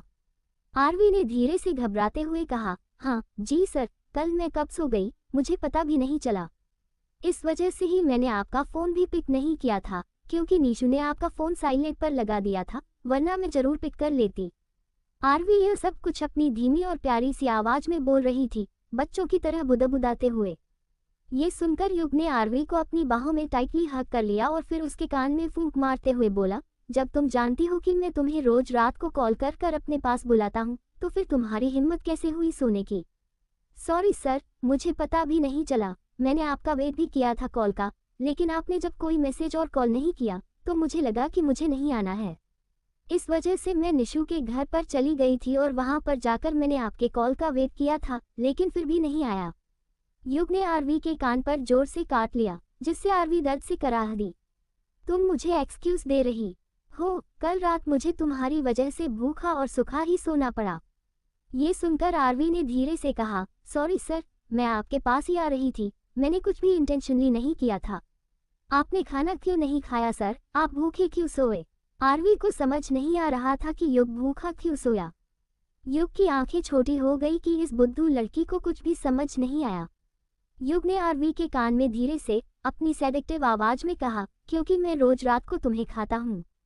युग के शब्दों की गहराई को समझते हुए आरवी का चेहरा टमाटर की तरह लाल हो गया। वह अब समझ गई थी कि युग आखिर उसे क्या कहना चाहता था। आरवी ने धीरे से कहा, सर आई एम सॉरी उसके लिए, अगर आप चाहे तो हम घर चलते हैं। अभी मेरे पास 1.5 घंटा है, आपको जो करना होगा आप कर लीजिएगा, उसके बाद मैं काम पर चली जाऊंगी। युग ने ड्राइवर को कुछ इशारा किया। ड्राइवर ने कार आगे ड्राइव करना स्टार्ट कर दिया। युग ने आरवी को लेदर सीट पर लिटा दिया और फिर उसके ऊपर झुकते हुए उसने आरवी के कपड़ों को थोड़ा सा खींचा, जिससे आरवी की दरारें नजर आने लगी। युग ने आरवी के दरारों पर अपने होंठ रख दिए और अपना मुंह उसके सीने में छुपा लिया। आरवी की नजर अचानक से ड्राइवर से जा मिली, जो रिव्यू मिरर से पीछे देख रहा था। आरवी लाल पीली हो गई। उसके चेहरे से ऐसा लगा था जैसे खून आने लगा। ड्राइवर ने जल्दी से पार्टीशन लगा दिया। आरवी की शर्म अब थोड़ी सी कम हुई। युग इतना लंबा चौड़ा था कि आरवी उसके नीचे दब गई थी। आरवी यही सोच रही थी कि अब वह क्या करें, इसलिए उसने अपने पैरों को युग की कमर पर होल्ड कर दिया। युग ने आरवी की दरारों को काफी देर तक किस किया। उसके बाद वह उसकी गर्दन पर अपने होंठ रखकर उसे चूमने लगा। आरवी को युग से स्मोकिंग की स्मेल आ रही थी, जिससे उसका दम घुटने लगा। आरवी थोड़ा असहज हो गई और उसने सर इधर उधर करते हुए कहा, सर हम घर चले। आरवी इसलिए बोल रही थी क्योंकि युग कहीं भी उसके साथ शुरू न हो जाए, और अगर एक बार वह उसके साथ कुछ करने लगा तो चाहकर भी आरवी उसे रोक नहीं पाएगी, क्योंकि युग जब एक बार शुरू हो जाता है तो उसके बाद उसे रोकना नामुमकिन हो जाता है। और अगर बीच में आरवी कुछ भी बोल देती है जिससे युग उसे बहुत जोर से डराता है और गुस्सा करने लगता है। युग इतना लंबा था और आरवी उसके सामने बहुत छोटी थी। उस लेदर सीट पर वहां नहीं पा रही थी, जिस वजह से उसे पेन हो रहा था अपनी कमर में। युग ने आरवी के शब्दों को सुना। उसके बाद उसने धीरे से कहा, मैं कार में ठीक से तुम्हारे साथ कुछ कर भी नहीं पाऊंगा, बैक पर ही परफॉर्मेंस अच्छी होगी। ये सुनकर आरवी का चेहरा टमाटर की तरह एक बार फिर लाल हो गया। उसे बहुत शर्म आ रही थी, क्योंकि ड्राइवर कार में ही बैठा हुआ था। भले ही वह कुछ देख नहीं पा रहा था, लेकिन पीछे से आए आवाज तो सुन पा रहा होगा ना। अभी युग जिस तरीके से खुलेआम ये सब कुछ बोल रहा है, इन्हें बिल्कुल भी शर्म नहीं आती। आरवी यह सोचते हुए और ज्यादा शर्मा जाती है। युग आरवी के मोटे मोटे गालों को अपने मुंह में भरकर शक करने लगा। आरवी चुपचाप लेटी हुई थी, जैसे उसने युग की बाहों में खुद को ढीला छोड़ दिया हो। युग धीरे धीरे आरवी के ऊपर हावी हो गया। उसने आरवी की चिन पर किस किया और जैसे ही बाइट की आरवी की आह निकल गई।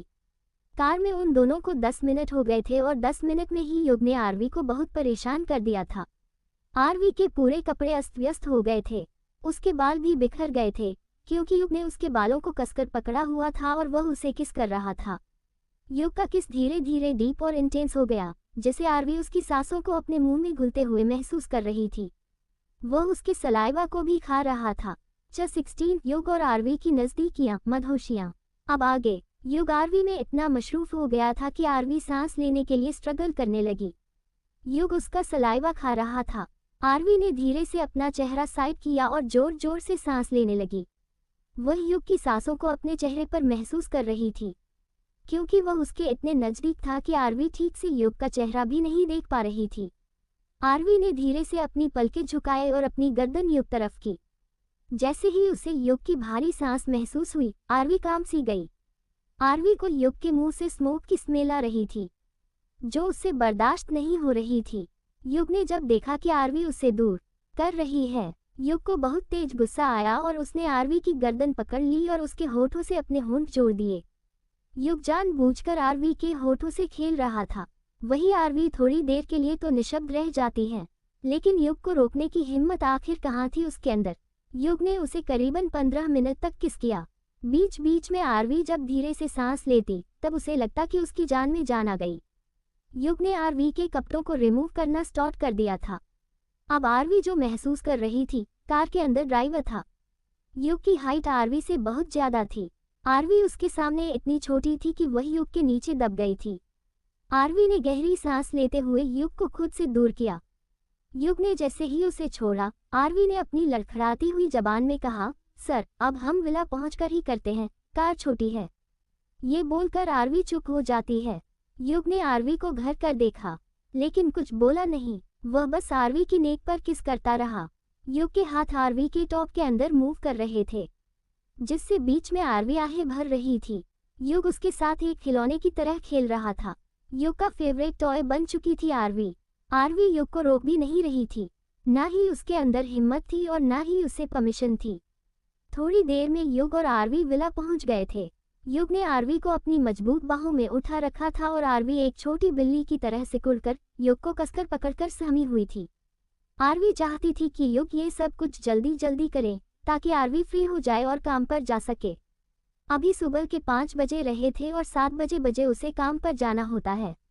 अभी उनके पास 2 घंटे थे और युग शायद इतने वक्त में सेटिस्फाइड हो जाए और युग उसे यहाँ से जाने दे। वही युग तो आरवी को खुद के साथ देख ही नहीं रहा था। उसकी कमर में हल्की सी लग गई और उसके मुंह से आह निकल गई।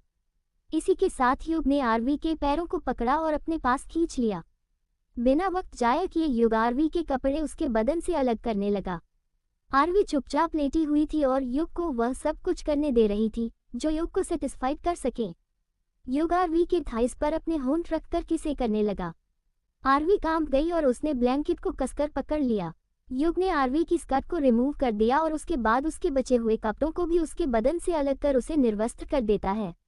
आरवी का कोमल सा बदन उसकी आंखों के सामने था, जो युग को लुभा रहा था।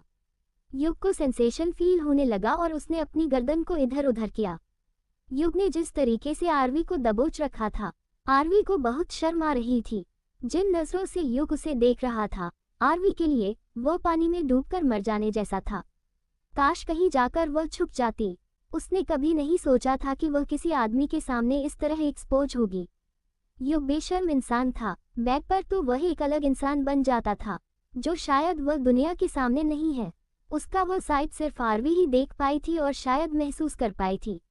युग बैक पर और ज्यादा रूड हो जाता था, इतना एग्रेसिव हो जाता था कि जैसे वह कोई जंग लड़ रहा हो और उस जंग में उसे जीत हासिल करनी है।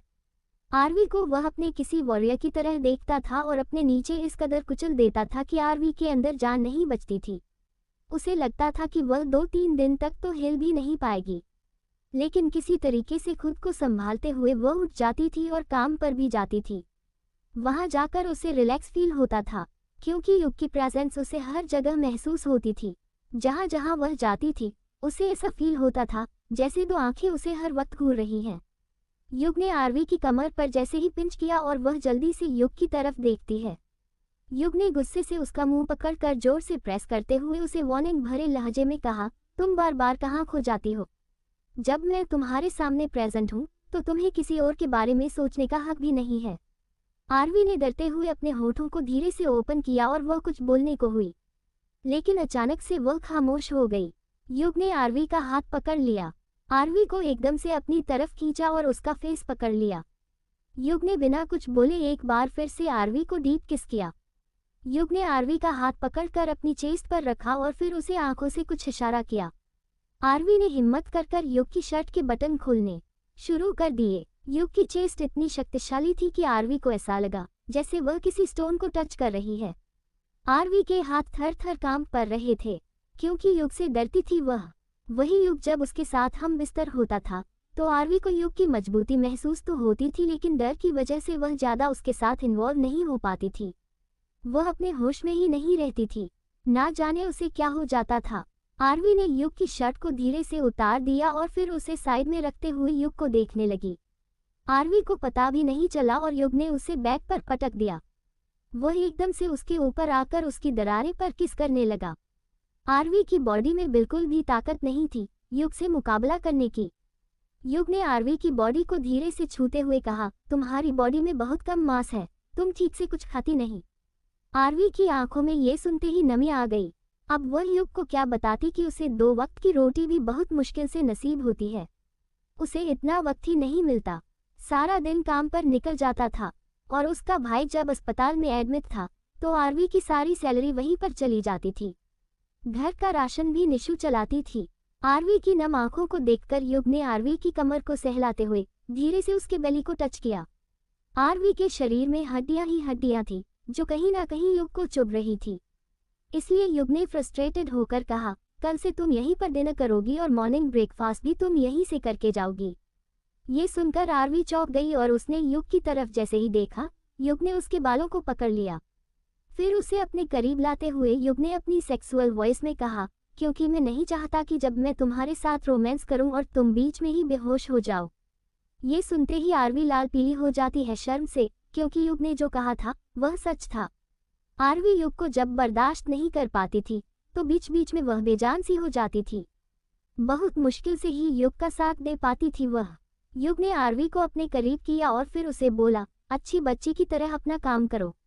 इतना बोलते ही युग ने आरवी के मुंह को बंद कर दिया और अपनी आंखें बंद कर ली, लेकिन आरवी की आंखें चौड़ी चौड़ी हो गई।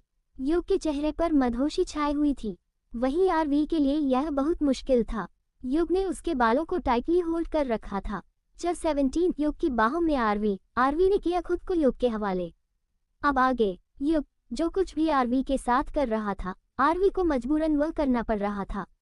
थोड़ी देर के बाद युग ने आरवी को एकदम से बेड पर धकेल दिया और उसने आरवी के होठों को अपनी उंगलियों से छुआ जो नर्म हो चुकी थी। इधर आरवी का चेहरा टमाटर की तरह लाल था, क्योंकि वह युग से नजरें नहीं मिला पा रही थी। वही युग ने जब आरवी का वह कोमल सा बदन देखा तो मानो जैसे पागल सा हो गया और एकदम से वह उसके ऊपर झपट पड़ा। उसने आरवी के पैरों को ओपन किया और फिर उसके बाद उसने आरवी के कपड़ों को कुछ इस अंदाज में निकाला कि आरवी शर्म से टमाटर की तरह लाल हो चुकी थी। उसने कभी भी नहीं सोचा था कि वह भी ऐसा कुछ करेगी, और वो भी अपने से इतने बड़े आदमी के साथ। वाकई में युग उससे बहुत बड़ा था। जिस शख्स से वह नजर नहीं मिलना चाहती थी, दोबारा कभी मिलना नहीं चाहती थी, उसके साथ ही सब कुछ उसे मजबूरन करना पड़ेगा। उसने कभी सोचा भी नहीं था, पर कहते हैं ना कि किस्मत का लिखा कभी बदल नहीं सकता। आरवी ने इसे अपनी किस्मत मान लिया था। वही युग आरवी को प्यार करने में इस कदर मशरूम था कि उसे आरवी की वह कंपन महसूस ही नहीं हो रही थी, क्योंकि युग आरवी के बदन से अडॉप्टेड था। वह इतना पागल हो जाता था कि उसे ना ही आरवी की चीखें सुनाई देती थी और ना ही उसे आरवी का दर्द दिखाई देता था। वह बस अपनी हसरतों में इस कदर खो जाता था कि एक एनिमल की तरह उसे खाने लगता था। इसका मतलब यह नहीं था कि वह जबरदस्ती करना चाहता था, पर शायद उसके मोहब्बत करने का तरीका ही कुछ इस कदर वाइल्ड था। युग आरवी की आगोश में समा गया, जिससे आरवी और सहज हो गई और एकदम से ऊपर की तरफ उछल सी गई। आरवी के मुंह से आह निकल गई। आरवी की आंखों में आंसू छलक उठे। आरवी ने युग के शोल्डर को कसकर पकड़ लिया। युग ने जैसे ही अपनी हरकतों को आगे बढ़ाना स्टार्ट किया, आरवी ने युग के शोल्डर पर अपने नाखूनों को तेजी से धंसाना स्टार्ट कर दिया। उससे ये दर्द बर्दाश्त नहीं हो रहा था। ना जाने युग को क्या हो गया था। युग ने आरवी के पैरों को जिस तरीके से होल्ड कर रखा था, आरवी के लिए यह और असहनीय हो गया था। एक तो वह छोटी सी हाइट की थी, इस वजह से युग उसे किसी भी तरीके से अपने काबू में कर लेता था। युग की मजबूत बाजू ने आरवी के हाथों को पकड़कर बैक पर ब्लॉक कर दिया और आरवी की आंखों में देखने लगा। आरवी की आंखों के कोने से जो अश्रु बह रहे थे, उन्हें देखकर मानो युग पागल सा हो गया और उसे अच्छा महसूस हुआ। उसने आरवी के होठों से अपने होंठ मिला दिए और उसके बाद वह उसके साथ इंटरकोर्स करने लगा। युग आरवी के साथ जिस तरीके से ये सब कुछ कर रहा था, आरवी के लिए और असहनीय था, पर वह जानती थी कि युग तब तक नहीं रुकेगा जब तक वह पूरी तरीके से सेटिस्फाइड नहीं हो जाता। युग जिस तरीके से उसके कोमल से बदन पर निशानियां बना रहा था, मोहर लगा रहा था, मानो जैसा आरवी सिर्फ और सिर्फ उसकी है। आरवी जब ढीली सी पड़ गई तो युग ने उसके हाफते बदन को देखा, जिस पर पसीने की बूंदें थी और आरवी का सीना ऊपर नीचे हो रहा था, जिसे देखकर युग पागल सा हो गया और उसने आरवी के उभारों को चूमना स्टार्ट कर दिया और मदहोशी हो गई। आरवी के बदन पर पसीने की वह बूंदें जिस तरीके से टपक रही थी, युग को पागल कर रही थी। युग को आरवी से बिल्कुल भी घिन नहीं हो रही थी। वही आरवी की आंखें बंद थी और वह युग से नजर भी नहीं मिला पाई। वह इतना थक चुकी थी कि उसे अपनी आंखें नहीं खोले जा रही थी। युग ने अपनी हरकतें को और तेज कर दिया तो आरवी की चीखें उस पूरे कमरे में गूंजने लगी। वह रह रह कर कराह रही थी। आरवी की वह मदहोश आवाज उसके चारों तरफ कमरे में गूंज रही थी। इंटरकोर्स की आवाज ने अपना कब्जा कर लिया था रूम में, और भी नहीं। खुशबू चारों तरफ फैल गई थी। युग उस पर इतना हावी हो गया था कि आरवी को अब यह मीठा मीठा दर्द महसूस होने लगा। उसे अचानक से ऐसा लगा जैसे युग उसे खुद में ही समा लेगा। जिस तरीके से युग ने उसे बीच रखा था, उन दोनों के बदन में हवा के गुजरने की जगह नहीं छोड़ी थी। युग ने अपनी बॉडी से उसकी बॉडी को प्रेस कर रखा था, जिस वजह से आरवी बेड के गड्ढे में धंस गई थी, लेकिन उसे चोट नहीं लगी क्योंकि गद्दा कोमल था। युग जिस तरीके से आरवी के साथ यह सब कुछ पलों की तरह कर रहा था, उसकी ब्राइटनेस से आरवी अब खुद को कैसे बचाएं, यह नहीं समझ पा रही थी। इस सिलसिले को चलते हुए करीबन 40 मिनट हो चुके थे और इतनी ही देर में आरवी का बदन टूटने लगा था।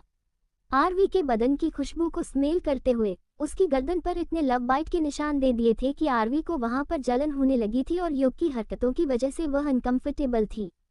युग ने जब आरवी के चेहरे पर और सहजता देखी तो उसकी भौहें सिकुड़ गई और उसने अपनी गरजती हुई आवाज में आरवी के कान में कहा, क्या तुम्हें ये पसंद नहीं आ रहा जो मैं तुम्हारे साथ कर रहा हूँ? युग का ये सवाल नहीं था, आरवी की रूह का उपाधि थी। उसने धीरे से अपनी नजरें घुमाकर युग के चेहरे की तरफ देखा तो युग ने हल्का सा जोर लगाया तो आरवी का मुंह खुल गया। आह सर, हम, युग ने अपने गुस्से भरी सांस उसके होठों पर छोड़ते हुए कहा। आरवी जिस कंडीशन में युग के साथ थी, जिस वजह से वह बोल भी नहीं पा रही थी क्योंकि युग उस पर हावी हो रखा था, आरवी ने धीरे से अपनी लड़खड़ाते हुई जबान में कहा, नो सर, बस मैं थक चुकी हूँ, लेकिन मुझे तुम्हारे चेहरे में दिखाई दे रहा है कि तुम्हें ये सब कुछ पसंद नहीं आ रहा। तुम चाहती हो कि जल्द से जल्द ये खत्म हो जाए। घिन आ रही है तुम्हें मुझसे। आरवी युग के गुस्से भरी आवाज सुनकर घबरा गई और उसने धीरे से कहा, नो सर, आप मुझे गलत समझ रहे हैं। मैंने ऐसा कभी नहीं कहा कि मुझे घिन आ रही है, मैं बस थक चुकी हूँ, थोड़ा सा हर्ट हो रहा है। युग ने आरवी की तरफ देखा और गुस्से से उसके लिप्स पर बाइट करते हुए बोला, धीरे धीरे तुम्हें इसकी आदत हो जाएगी। तुम्हारी बॉडी को मेरा टच पहचान में आना चाहिए। जब मैं तुम्हारे करीब आऊँ तो तुम्हें महसूस होना चाहिए, और जब तक मैं तुम्हारे साथ हूँ। ये ड्रामा बंद करो कि तुम थक चुकी हो। अभी तो मैं तुम्हारे साथ इतना कुछ किया भी नहीं है। फर्स्ट राउंड भी कंप्लीट नहीं हुआ है और तुम्हारे नखरे अभी से शुरू हो गए। गर्लफ्रेंड नहीं हो तुम मेरी, मुझे खुश करने के लिए रखा है तुम्हें यहाँ पर। युग के कड़वे शब्दों ने एक बार फिर से आरवी को याद दिला दिया कि वह युग की मिस्ट्रेस है। युग ने उसे खरीद रखा है और वह यहाँ पर सिर्फ और सिर्फ युग को खुश करने के लिए आई है। एक पल के लिए आरवी को याद आ जाता है कि वह युग की जागीर है, युग की पर्सनल प्रॉपर्टी, जैसे चाहे जैसे यूज कर सकता है युग। जब वह युग के साथ हो तो उसे कुछ और सोचने की इजाजत तक नहीं दी थी युग ने। आरवी ने गुस्ताखी कर दी थी, जिस वजह से शायद युग गुस्सा हो गया था।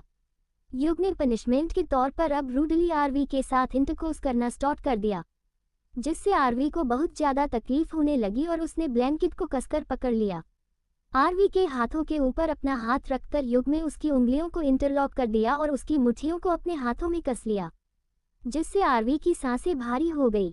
आरवी के छोटे छोटे हाथ युग की उन मुट्ठियों में इस कदर कैद हो गए थे कि अब आरवी हिल नहीं पा रही थी। आरवी यही सोच रही थी कि अब न जाने कब ये सिलसिला रुकेगा और वह काम पर जा पाएगी। आरवी लेट नहीं होना चाहती थी। युग जल्द से जल्द सेटिस्फाइड हो जाए, उसके लिए आरवी को क्या करना होगा, यही वह सोचने लगी। युग ने जब आरवी को देखा कि आरवी एक बार फिर से किसी और ही दुनिया में चली गई, इससे युग को इतना तेज गुस्सा आया कि उसने आरवी के होठों पर जोर से बाइट कर ली, जिससे आरवी की चीख निकल गई और वह तड़प कर होश में आई। युग ने गुर्राते हुए कहा, अगर तुम नहीं चाहती कि मैं तुम्हारे साथ और ज्यादा रूड हो जाऊं, तो चुपचाप मेरा साथ दो, प्रेजेंट ऑफ माइंड के साथ। इतना बोलते हुए युग ने आरवी को पलट दिया। फिर उसे अपने ऊपर करते हुए उसने आरवी की कमर पर अपना हाथ रखा और उसे आंखों से मूव करने के लिए कहा अपनी बॉडी को, जिससे आरवी को बहुत ज्यादा अनकंफर्टेबल फील हुआ, क्योंकि उसने ऐसा कभी कुछ नहीं किया था। आरवी ने युग के चेस्ट पर अपना हाथ रखा और खुद को मूव करने की कोशिश की, लेकिन उससे नहीं हो रहा था। उसे बहुत ज्यादा तकलीफ हो रही थी। युग के घूरने पर आरवी ना चाहते हुए भी अपना सर नीचे कर खुद की बॉडी को मूव करने लगी, लेकिन उसे इतना ज्यादा दर्द हुआ कि उसने युग की तरफ एक नजर देखा और फिर अपने कांपते होठों से बोली, सर आई एम सॉरी, मुझसे नहीं हो रहा है। उद्धरण चिन्ह, तुम मुझे मना करने की हिम्मत कर रही हो। अगर तुम नहीं चाहती कि मैं तुम्हारा गुस्से में आकर मर्डर कर दूं, तो चुपचाप जो कहा है वह करो। आरवी ना चाहते हुए भी युग को खुश करने के लिए वह करने लगती है जो युग चाहता था। आरवी के लिए यह बहुत एम्बैरेसिंग मोमेंट था, लेकिन युग आरवी को ऊपर से नीचे तक ये सब कुछ करते हुए देखकर बस तिरछा मुस्कुरा रहा था।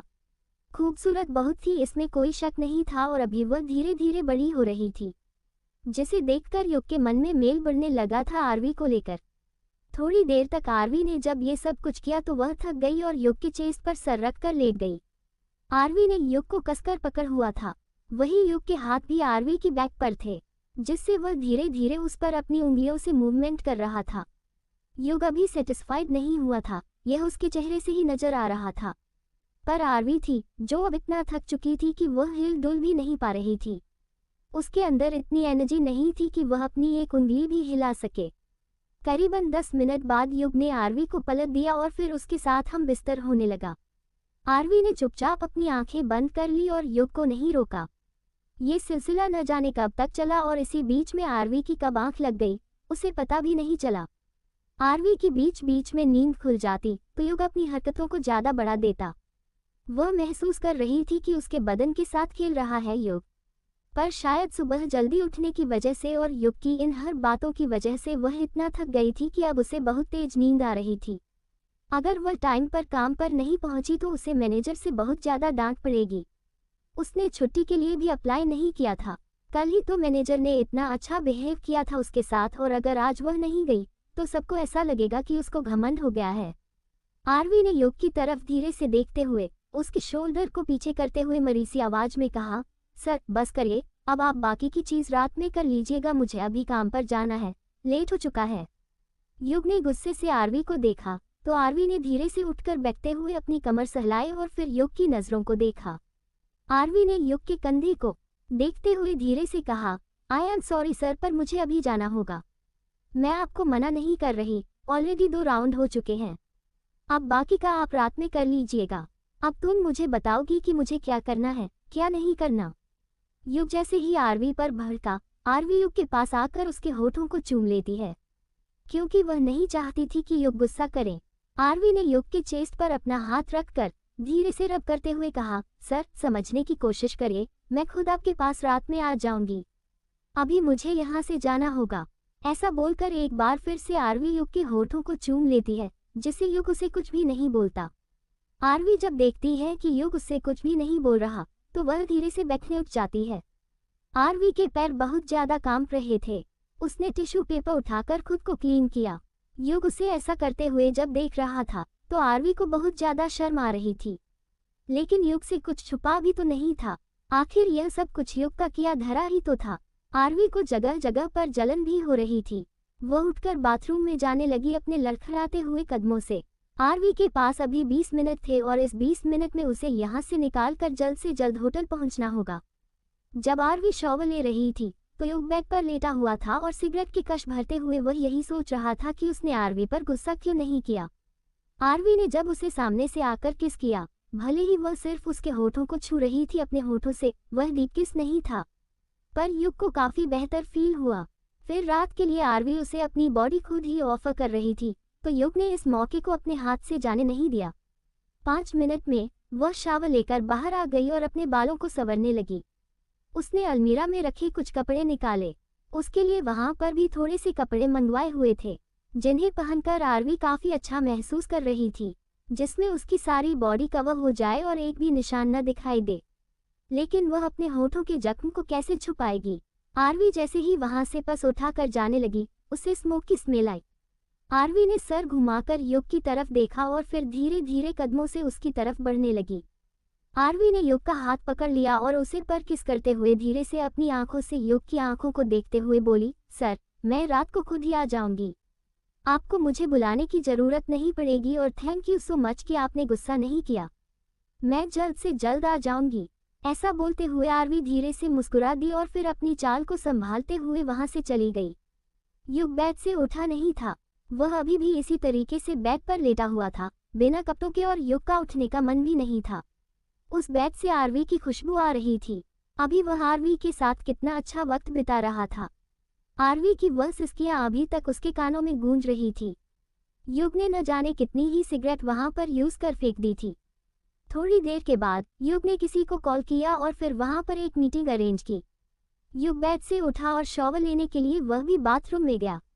युग जब शावर ले रहा था, तब उसकी आंखों के सामने आरवी का वह मदहोश चेहरा घूम रहा था। आरवी जब उसके साथ वह सब कुछ कर रही थी, युग उन पलों को याद कर एक बार फिर से एक्साइटेड हो गया। उसे आरवी की जरूरत महसूस होने लगी, पर अब आरवी उसके साथ नहीं थी, तो युग को किसी तरीके से खुद को शांत करना था। अच्छा हुआ कि आरवी अभी उसके सामने नहीं थी, वरना युग उसका शिकार कर ही देता। इधर आरवी ऑटो में बैठकर होटल पहुंचने ही वाली थी।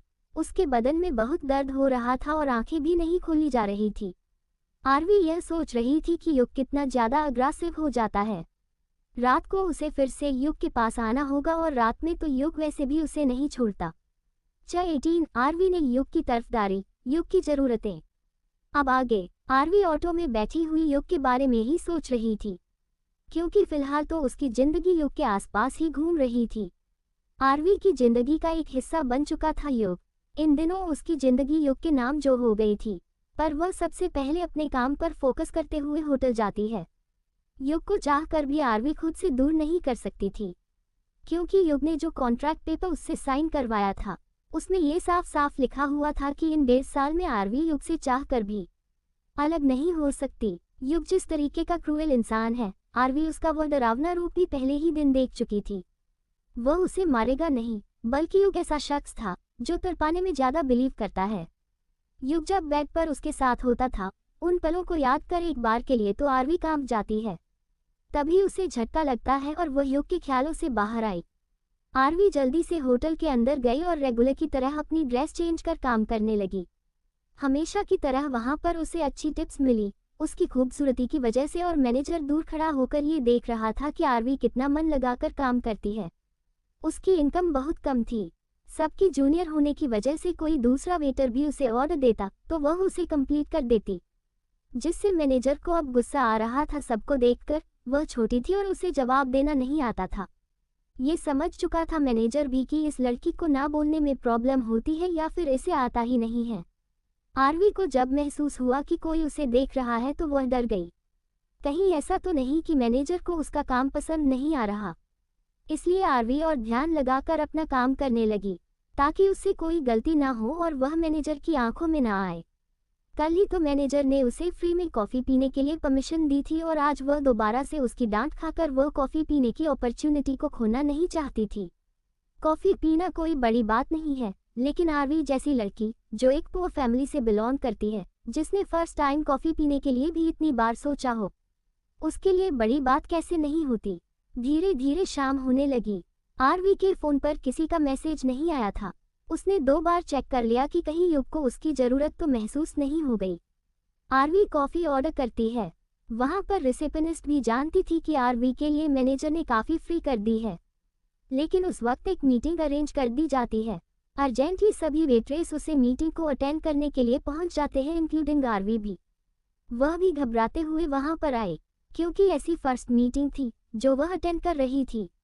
मैनेजर बीच में बैठा हुआ था और सभी एक चेयर पर आकर बैठ जाते हैं। मैनेजर ने सभी वेट्रेस की तरफ देखा और फिर आरवी की तरफ देखते हुए अपनी रूड वॉइस में बोला, मैं एक नया रूल इंक्लूड करना चाहता हूँ जिसे आप लोगों को स्ट्रिक्टली फॉलो करना होगा। जिस वेटर को उनकी ड्यूटीज़ अगर उन्हें सौंपी जाती है तो उन्हें रिस्पॉन्सिबिलिटी उसे फुलफिल करना चाहिए। लेकिन मैं कुछ दिनों से नोटिस कर रहा हूँ कि आप लोग अपने रिस्पॉन्सिबिलिटी किसी और पर थोप देते हैं और अपना काम नहीं करते हैं। अगर ऐसा करता हुआ कोई वेट्रेस पाया गया तो उसके बाद उसकी सैलरी से पैसे कट कर लिए जाएंगे जो अपनी ड्यूटी पर को नहीं निभाएंगे।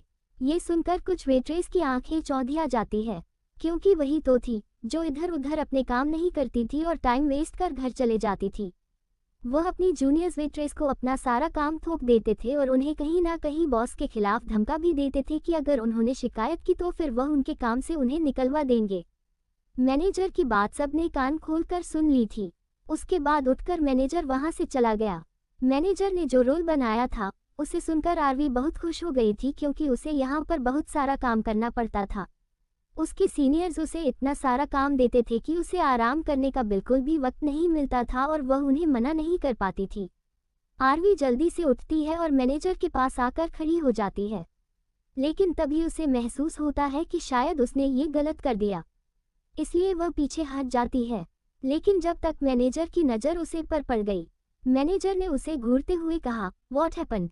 मैनेजर के शब्दों को सुनकर आरवी ने घबराते हुए कहा, thank you so much sir. ये सुनकर मैनेजर ने भौहें उठाते हुए कहा, थैंक यू फॉर व्हाट?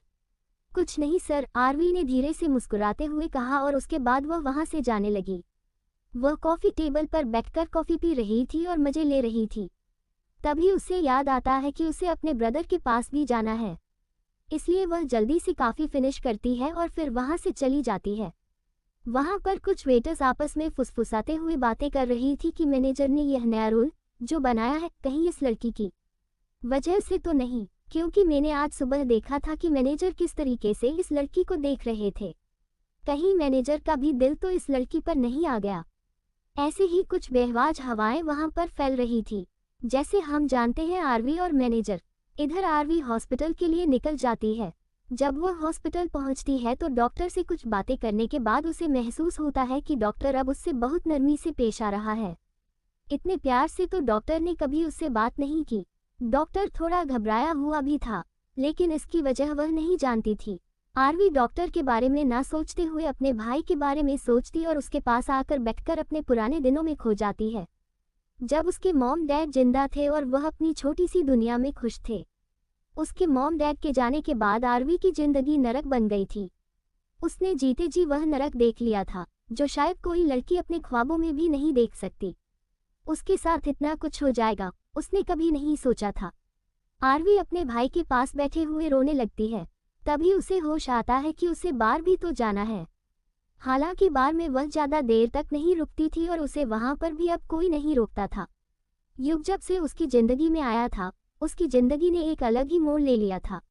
अब लोग उसे सच में इंसान समझने लगे थे, वरना जिस तरीके से उसे जानवर समझ जा रहा था, आरवी को लगने लगा था कि उसका इस दुनिया में वजूद ही झूठ है। ना जीने की इच्छा थी, ना मरने का गम। आरवी ने अपना पर्स ठीक किया और उसके बाद वह वहां से चली गई। आरवी के जाने के बाद उस डॉक्टर ने किसी को कॉल किया और आरवी की वहां से जाने की इन्फॉर्मेशन दे दी। डॉक्टर ने आरवी के जाने के बाद अपना पसीना पोंछा। वह यही सोच रहा था कि इस लड़की के पीछे इतना पावरफुल आदमी कैसे लगा, यह उसके पास पहुंची कैसे। आरवी थोड़ी ही देर में बार क्लब पहुंच गई थी और वहां पहुंचकर उसने रेगुलर की तरह अपने कपड़े चेंज किए और फिर लोगों को ड्रिंक सर्व करने लगी थी। कोई भी उसे नजर उठाकर नहीं देखता था, गंदी नजरों से। आरवी चुपचाप वहां पर ड्रिंक सर्व करती थी और मैनेजर भी उसे कुछ नहीं बोलता था। थोड़ी देर के बाद आरवी का काम करने का मन नहीं कर रहा था, तो वह टेबल पर बैठ जाती है और अपना फोन चलाने लगी। ये देखकर मैनेजर को बहुत तेज गुस्सा आया और वह गुस्से से जब आरवी की तरफ आने लगा, तो आरवी ने जैसे ही नजरें उठाकर उसकी तरफ देखा, मैनेजर की कदम हल्के पड़ गए। उसे एकदम से युग का चेहरा याद आ गया और वह ख्वाब से भर गया। मैनेजर ने आकर आरवी से कहा, अगर तुम चाहो तो घर जा सकती हो। मैनेजर नोटिस कर रहा था कि अब युग बार में नहीं आता। आरवी धीरे से खड़ी हुई और मैनेजर को देखते हुए बोली, क्या सच में मैं घर जा सकती हूँ? आरवी ने इतने प्यार से बोला था कि मैनेजर भी एक पल के लिए सोच में पड़ जाता है कि यह लड़की कितनी चालाक है। इसने पहले तो मिस्टर युग को बहकाया, अब उनका नाम यूज कर कैसे यहाँ पर मजे लूट रही है। क्या मैं इसे फोकट के पैसे दूंगा? लेकिन मैनेजर अपने गुस्से का घूंट पी जाता है। आरवी वहां से जाने लगती है। आरवी ने फोन चेक किया और उसे अभी तक युग का मैसेज नहीं आया था, तो वह सोचने लगी कि अब वो कहाँ पर जाए। इसलिए वह निशु से मिलने का फैसला करती है और ऑटो पढ़कर चोर के लिए निकल गई। वही चंपाकली मैनेजर के पास आए और उससे बोली, मैनेजर साहब, ये लड़की तो यहाँ पर आकर कुछ भी नहीं करती है, आप इसे बर्दाश्त क्यों कर रहे हैं? निकल क्यों नहीं देते काम से? आरवी का आजकल का रवैया देखते हुए मैनेजर ने कहा, सही कह रही हो तुम, इस लड़की के अंदर बहुत घमंड आ गया है कि 2 फुट की लड़की अब मुझे आंखें दिखाएंगी। अगर इसके पीछे मिस्टर युग का हाथ नहीं होता तो मैं अभी तक इसकी छुट्टी कर चुका होता। ये 2 कौड़ी की लड़की खुद को समझती क्या है? इसकी मेरे सामने कोई औकात नहीं है। चंपा ने हंसते हुए कहा, लेकिन अब आपकी औकात उसके सामने कुछ भी नहीं है और मिस्टर युग के सामने तो आप खड़े भी नहीं हो पाते हैं। आपके पैर तो कांपने लगते हैं। आप जानते हैं ना कि वह कितना डेंजरस है। इस लड़की के ऊपर जिस शख्स का हाथ है, उससे पूरा मुंबई डरता है। आप देख रहे हैं ना कि बार में जब भी ये लड़की आती है तो कोई इसकी तरफ नजर उठाकर अब नहीं देखता है गंदी नजरों से, क्योंकि मिस्टर युग ने उस दिन जब रमन को मारा था तब सब ने देखा था वह नजारा। उसके बाद से खौफ से भर गए हैं सब। मिस्टर युग की नजर है इस लड़की पर और ये लड़की उनकी पर्सनल प्रॉपर्टी बन चुकी है। वह भी इस दुनिया की जगह चांद में ये समझ चुकी है कि उसे कैसे एडवांटेज ले जाना है। हम चाहकर भी उसका कुछ नहीं कर सकते हैं। हमें ये सब कुछ बर्दाश्त करना ही होगा। ये सब बोलते हुए चंपाकली हुक्का पी रही थी। मैनेजर ने चंपा को घूरते हुए कहा, तुम जाकर क्लाइंट्स को हैंडल करो। चंपा को मैनेजर की हालत देखकर हंसी आ रही थी, क्योंकि मैनेजर का प्लान तो ये था कि वह आरवी के जरिए अच्छा खासा इनकम जनरेट करेगा, लोगों को उसे बचेगा, क्योंकि मजबूर थी कि मैनेजर ऐसे ही लड़कियों का फायदा उठाकर अपना धंधा चलाता था। आरवी नीशु के पास पहुंची तो नीशु ने आरवी के लिए आज खाना बनाया। दोनों दोस्त एक दूसरे से मिलने के बाद खाना खा रही थी। निशु की नज़र जब आरवी की गर्दन पर गई तो उसने छूते हुए कहा, लगता है वह आदमी तुझे बहुत ज्यादा परेशान करता है। आरवी ने निशु को देखते हुए कहा, छोड़ इससे, अब मुझे आदत है और यही मेरी जिंदगी। मैंने इसे एक्सेप्ट कर लिया है और अब मैं इसके साथ जीना चाहती हूँ। मैं एक चीज समझ चुकी हूँ कि दुनिया में पावर कितनी इम्पोर्टेंट है, पैसा कितना इम्पोर्टेंट है। अगर तुम्हारे पास पैसा है तो दुनिया भी तुम्हारे आगे झुक जाती है। लेकिन जब से यह आदमी तेरी जिंदगी में आया है, कितना कुछ बदल गया है। तू पहले जैसी मासूम नहीं रही। आरवी ने हंसते हुए कहा, कहीं ना कहीं इस आदमी का मेरी जिंदगी में आना मेरे लिए ही बस सही हुआ। तुम नहीं जानती हो निशु, जब मैं बाहर काम करने जाती थी तो लोग मुझे इतनी गंदी नजरों से देखते थे। वह अपनी आंखों से ही मेरा रेप करते थे, लेकिन आज मजाल नहीं होती किसी की कि मुझे नजरें उठाकर देख ले। उस मैनेजर ने मुझे थप्पड़ मारा था, लेकिन आज वह ऊंची आवाज में मुझसे बात तक नहीं करता है। आरवी की आंखों में आंसू आ गए। लेकिन इस आदमी ने तेरा रेप किया है और तू अब उसकी ही तरफदारी कर रही है। आरवी ने कड़वाहट से कहा, लेकिन उसने मेरी मदद भी तो की है। भले ही आज वह मेरे साथ रोज वो सब कुछ करता है, लेकिन इसमें मेरी भी मंजूरी है। उन आदमियों का क्या जो मुझे आंखों से नोचते थे, आज नहीं तो कल जिस दुनिया में मैंने कदम रखा था उस दिन मेरे साथ ही होता ही हो सकता है कि इससे भी बड़ा शख्स मुझे मिल जाता, क्योंकि मैं ये चीज़ जानती हूँ कि उसे मैनेजर ने मुझे वहाँ पर इसलिए हायर किया था क्योंकि मैं एक अच्छी उम्र की लड़की थी और वह कहीं कभी ना कभी मुझे ब्लैकमेल करके किसी न किसी मर्द के बिस्तर तक भेज ही देता, क्योंकि वहाँ पर मैंने बहुत सी लड़कियों को देखा था और सबकी एक ही कहानी थी। उसी दिन मुझे समझ में आ गया था कि मुझे यहाँ पर क्यों बुलाया गया है। आरवी ने जैसे ही यह कहा, निशु खामोश हो गई। उसके पास शब्द नहीं थे कहने के लिए। रूम में सन्नाटा पसर गया था। उस खामोशी को तोड़ते हुए आरवी का फोन रिंग करने लगा। आरवी ने बिना वक्त जाया किए कॉल पिक कर लिया और दूसरी तरफ से उसे एक गंभीर आवाज सुनाई दी। आरवी ने सर हिलाया और बोली, ओके सर, मैं बस जल्दी आ रही हूँ। आरवी जल्दी से खड़ी हुई और निशु को देखते हुए बोली, मैं कल फिर आऊंगी। ऐसा बोलते हुए वह वहां से चली गई। आरवी धीरे धीरे कदम आगे बढ़ा रही थी। वहां पर बहुत अंधेरा था और गली छोटी होने की वजह से आरवी को संभाल कर जाना पड़ रहा था। बारिश का मौसम होने की वजह से वहां पर बहुत सारा कीचड़ था। आरवी जैसे ही उसे छोटी सी गली से बाहर निकली, तभी उसके ऊपर एक कार की स्पॉटलाइट पड़ी। आरवी ने अपनी आंखें बंद कर ली और जब उसने धीरे से अपनी आंखें खोली तो युग कार से बाहर खड़ा होकर उसका ही वेट कर रहा था। युग को यहाँ पर देखकर आरवी चौंक गई कि मिस्टर युग को कैसे पता कि वह यहाँ पर है। आरवी अभी यह सब कुछ सोच ही रही थी कि युग ने उसे घूर कर देखा। आरवी जल्दी जल्दी अपने कदम उसकी तरफ बढ़ने लगी। युग सिगरेट के कश भर रहा था। आरवी जैसे ही युग को देखती थी उसके दिमाग की बत्ती गुल हो जाती थी। आरवी जैसे ही युग के सामने आकर खड़ी हुई, युग ने उसकी कमर पर हाथ डाला और उसे एकदम से उठा लिया। आरवी ने जल्दी से युग के कोट को पकड़ लिया। युग उसके होठों से होंठ मिलाकर उसे जैसे ही चुमने लगा, युग ने उसके मुंह में अपने सिगरेट का धुआं भर दिया था। हर बार युग यही करता था और आरवी के लिए यह ऐसा था जैसे उसका दम घुट जाता था। युग ने आरवी के होठों को खुद से दूर किया और फिर बैठा दिया। युग आरवी को अपनी गोद में लेकर बैठा हुआ था और ड्राइवर कार ड्राइव कर रहा था। आरवी के पैर में कीचड़ लगा हुआ था, जिसे देखकर उसने धीरे से कहा, सर, आपके कपड़े गंदे हो जाएंगे, आप मुझे नीचे उतार दीजिए। आरवी ने इतने प्यार से बोला था कि युग एक पल के लिए उसे देखने लगा। आरवी नहीं चाहती थी कि युग का इतना महंगा सूट उसकी वजह से गंदा हो जाए। आरवी इतना तो समझ गई थी कि युग की कोई भी चीज़ नॉर्मल नहीं है। उसका बजट इतना ज़्यादा है कि आरवी कभी चुका भी नहीं पाएगी। प्रीमियम उसके कोट का बहुत महंगा होगा, आरवी ये डेफिनेटली जानती थी। इसलिए वह रिस्क नहीं ले सकती थी, वरना युग जब उसे पनिश करेगा तो फिर आरवी से वह भी बर्दाश्त नहीं होता। युग ने आरवी का चेहरा अपनी तरफ किया और फिर उसके होठों को किस करने लगा। आरवी जानती थी कि सुबह जब उसने युग को रोका था तो युग गुस्सा हो गया था, पर उसने कुछ कहा नहीं था, तो रात में युग उससे बदला जरूर लेगा। युग ने आरवी के चेहरे को देखा और उसे याद आने लगा कि सुबह कैसे आरवी उसके साथ हम बिस्तर हो रही थी और आरवी ने आगे से बढ़कर उसे किस किया था। आरवी ने युग की चेस्ट पर जब हाथ रखकर सहलाया था तो युग को एक अनोखी फीलिंग हुई थी। उस फीलिंग को दोबारा से युग फील करना चाहता था। युग जैसे ही आरवी को देखता तो आरवी सर नीचे कर लेती है। सर, सर क्या कर रहे हैं आप? चैप्टर 19 आरवी का आशिक, युग की वाइल्ड बिहेवियर।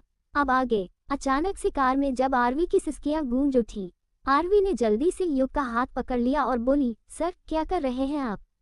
कार में ड्राइवर भी है। असल में युग का हाथ आरवी की स्कर्ट के अंदर था। वह अपनी हरकतें बढ़ाते हुए उसे घूर रहा था, तो आरवी ने अपनी नजरें नीचे कर ली। युग ने आरवी के कान में अपनी सेंसुअल वॉइस में कहा, दिस इज माई होल। युग के शब्दों को सुनकर आरवी सिहर सी गई और शर्म से उसका चेहरा लाल हो गया, क्योंकि युग का इशारा समझ गई थी। वह फिर सर नीचे झुका लेती है, क्योंकि युग अब रुकने वाला नहीं था। वही ड्राइवर ने भी अपने पैरों को कसकर भींच लिया था और उसे अपनी वाइफ की याद आने लगी थी। आज उसने भी सोच लिया था कि वह अपनी गर्लफ्रेंड के साथ कुछ स्पेशल करेगा। इधर युग आरवी के होठों को चुम्मे जा रहा था और आरवी चुपचाप से उसकी गोद में बैठी हुई थी। युग ने गुस्से से कहा, तुमने डिनर कर लिया? आरवी मन ही मन बोली, आपने मुझे डिनर करने ही कहाँ दिया। जैसे ही आरवी ने थोड़ा सा खाना खाया था कि उसी वक्त युग ने कॉल कर दिया और आरवी को इस वक्त सारा खाना छोड़कर आना पड़ा। वही युग गुस्से से आरवी को ऐसे देख रहा था जैसे मानो वह उसका गला दबा देगा। आरवी ने सर नीचे करते हुए मन ही मन सोचा, अब क्या मैं डिनर भी नहीं करूंगी? पर आरवी जाहिर तौर पर युग से यह क्वेश्चन नहीं पूछ सकती थी। इसलिए उसने कुछ भी नहीं कहा और थोड़ी ही देर में जब कार आकर युग के महल पर रुकी तो युग आरवी को अपनी बाहों में लेकर अंदर जाने लगा। वह सीधा उसे रूम में लेकर गया और उसे बेड पर पटक दिया। आरवी के मुंह से चीख निकल गई और उसने अपनी कमर पर हाथ रख लिया। युग ने सुबह जो उसके साथ किया था, अभी तक आरवी की बॉडी में पेन हो रहा था और युग फिर से उसके साथ वही सब कुछ करने वाला है। आरवी उसे रोके भी तो कैसे रोके। वही युग ने अपनी शर्ट को रिमूव किया और आरवी के ऊपर झुकते हुए उसके होठों पर एक डीप किस किया। युग ने ऐसा करते हुए आरवी के सारे कपड़ों को उसके बदन से अलग करके ना जाने कमरे के कौन से कोने में फेंक दिया था। अब वह निर्वस्त्र उसके सामने लेटी हुई थी। फिर वह उससे अलग होते हुए बोला, मैं शावर लेकर आता हूँ, जब तक मेरा वेट करो। इतना बोलकर युग बाथरूम में चला गया और वही आरवी अभी भी बेड पर लेटी हुई थी। आरवी युग का वेट कर रही थी। 20 मिनट हो गए थे लेकिन युग अभी तक बाहर नहीं आया था। आरवी की कब आंख लग गई उसे पता भी नहीं चला और वह नींद की आगोश में चली गई।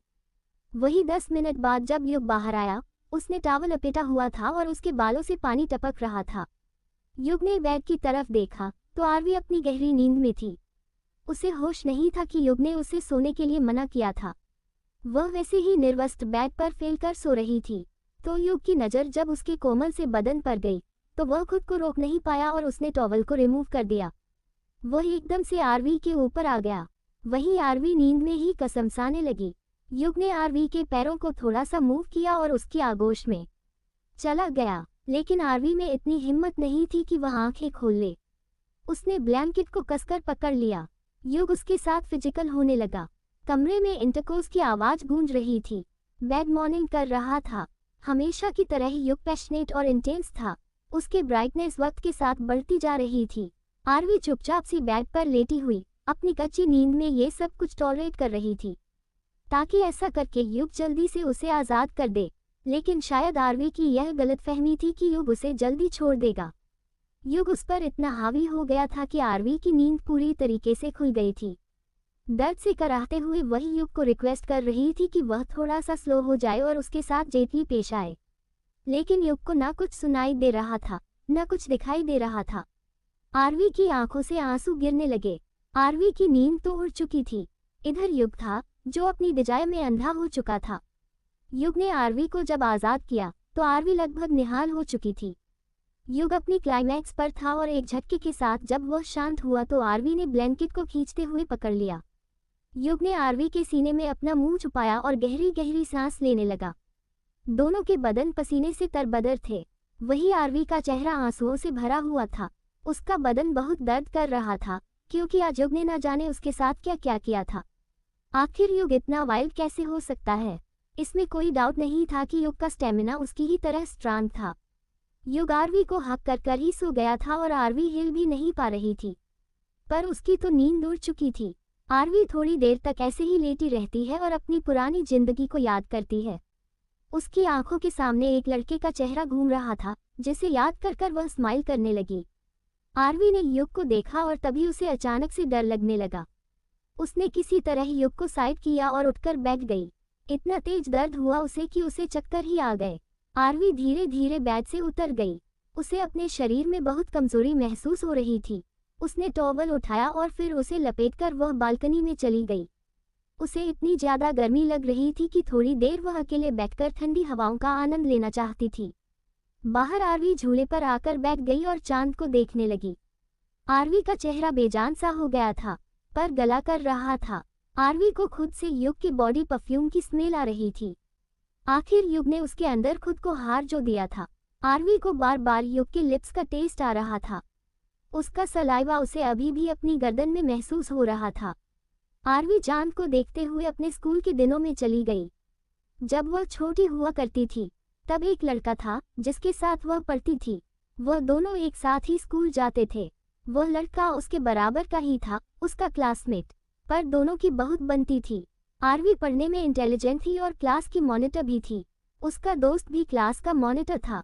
आरवी अपने स्कूल के दिनों को याद कर स्माइल कर रही थी। वह लड़का उसका कितना ख्याल रखता था। उसके लिए लंच बॉक्स लेकर आता था, उसे प्रिंसेस ट्रीटमेंट देता था। अचानक से न जाने क्यों आज आरवी को उसकी याद आ गई थी। वह अपनी जिंदगी में इतना उलझ गई थी कि पुराने दिनों को भूल गई थी। स्कूल टाइम में आरवी को नहीं मालूम था वह इतनी नादान थी, पर आज जब वह उसे याद कर रही थी तो उसके चेहरे पर स्माइल थी। तभी अचानक से किसी ने पीछे से कहा, तुम इतना ब्लश क्यों कर रही हो? किसके बारे में सोच रही हो? यह आवाज ठंडी थी और उस आवाज में रुडनेस थी, जिसे फील कर आरवी कांप गई और एकदम से होश में आ गई। आरवी ने सर घुमाकर उस तरफ देखा तो युग दरवाजे पर अपने हाथों को होल्ड कर खड़ा हुआ था और वह गुस्से में लग रहा था। युग ने आरवी को ऊपर से नीचे तक देखते हुए कहा, तुम्हें यहाँ पर आने के लिए किसने कहा? जब मैं सो रहा हूँ तो तुम्हें मेरे पास रहना चाहिए।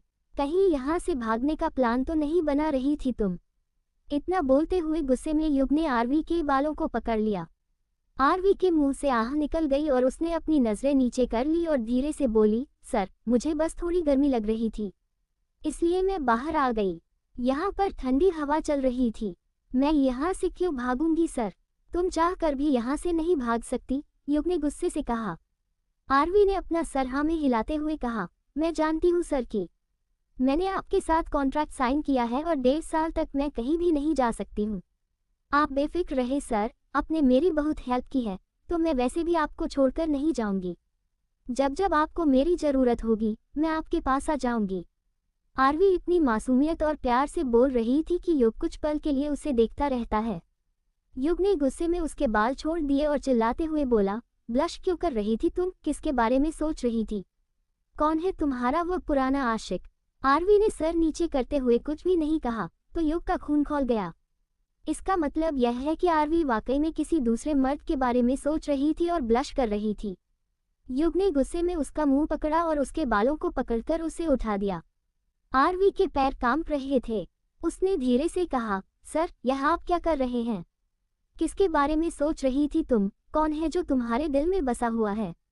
आपको गलतफहमी हो रही है सर, आरवी ने अपने कांपते हुए होठों से कहा। तुम मुझे बेवकूफ़ समझती हो या फिर खुद को ज़्यादा ही ओवरस्मार्ट? युग ने इतने गुस्से में चिल्लाकर कहा कि आरवी डर के मारे बेहोश हो गई। युग ने जल्दी से उसे अपनी बाहों में थाम लिया और आरवी की गर्दन दूसरी तरफ मोड़ी हुई थी, जिससे उसका सीना नजर आने लगा। युग इतने गुस्से में था कि उसने आरवी को उठाया और उसे ले जाकर बेड पर लेटा दिया। थोड़ी देर तक उसने आरवी को टॉर्चर किया, यानी कि उसके बदन पर बाइट करते हुए कई सारे निशाना बना दिए। लेकिन आरवी कहाँ ही जानती थी कि उसके साथ बेहोशी में भी क्या हो रहा है। उसके बाद युग गुस्से में उठा और फिर उसने ड्रिंक की बोतल उठाकर ड्रिंक करना स्टार्ट कर दिया। युग के आंखों के सामने आरवी का वह ब्लश करता हुआ चेहरा घूम रहा था। आखिर ये लड़की किसके बारे में सोचकर इतना ब्लश कर रही थी? कौन है वह इंसान? युग अब जानना चाहता था और उसके दिल में इतनी खलबली मच चुकी थी कि उसने न जाने कितनी ही ड्रिंक की बोतल खत्म कर दी। सिगरेट की कश भर रहा था वह। युग आरवी के साथ अब कुछ नहीं कर सकता था, वरना वह उसे अच्छे से बताता कि दोबारा वह किसी और मर्द के बारे में सोचने से भी डरती और उसकी रूह कांप जाती। तुम सिर्फ युग भारद्वाज की पर्सनल प्रॉपर्टी हो। तुम सिर्फ और सिर्फ मेरी हो। तुम्हारे बदन पर, तुम्हारी आत्मा पर, तुम्हारी रूह पर सिर्फ और सिर्फ मेरा हक होगा।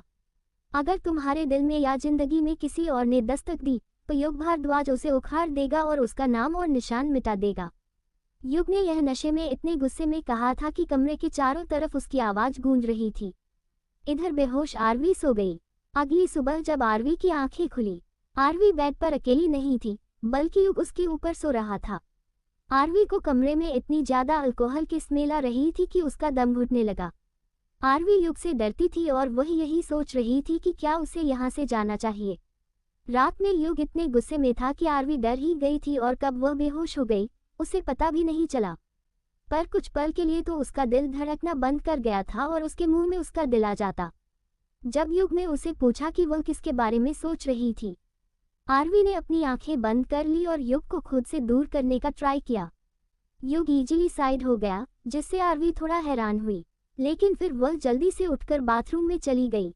वहां जाकर वह शावर लेते हुए दर्द से कराहने लगी।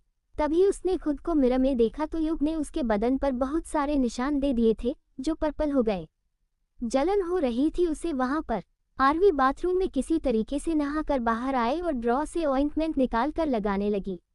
आरवी यह सब कुछ काम धीरे धीरे और अपने दबे हुए कदमों से कर रही थी ताकि युग की नींद न खुल जाए, पर उसे फिर भी तो युग का सामना करना ही पड़ेगा। आरवी ने अपनी नजरें घुमा कर देखा तो युग उसे ही घूर रहा था।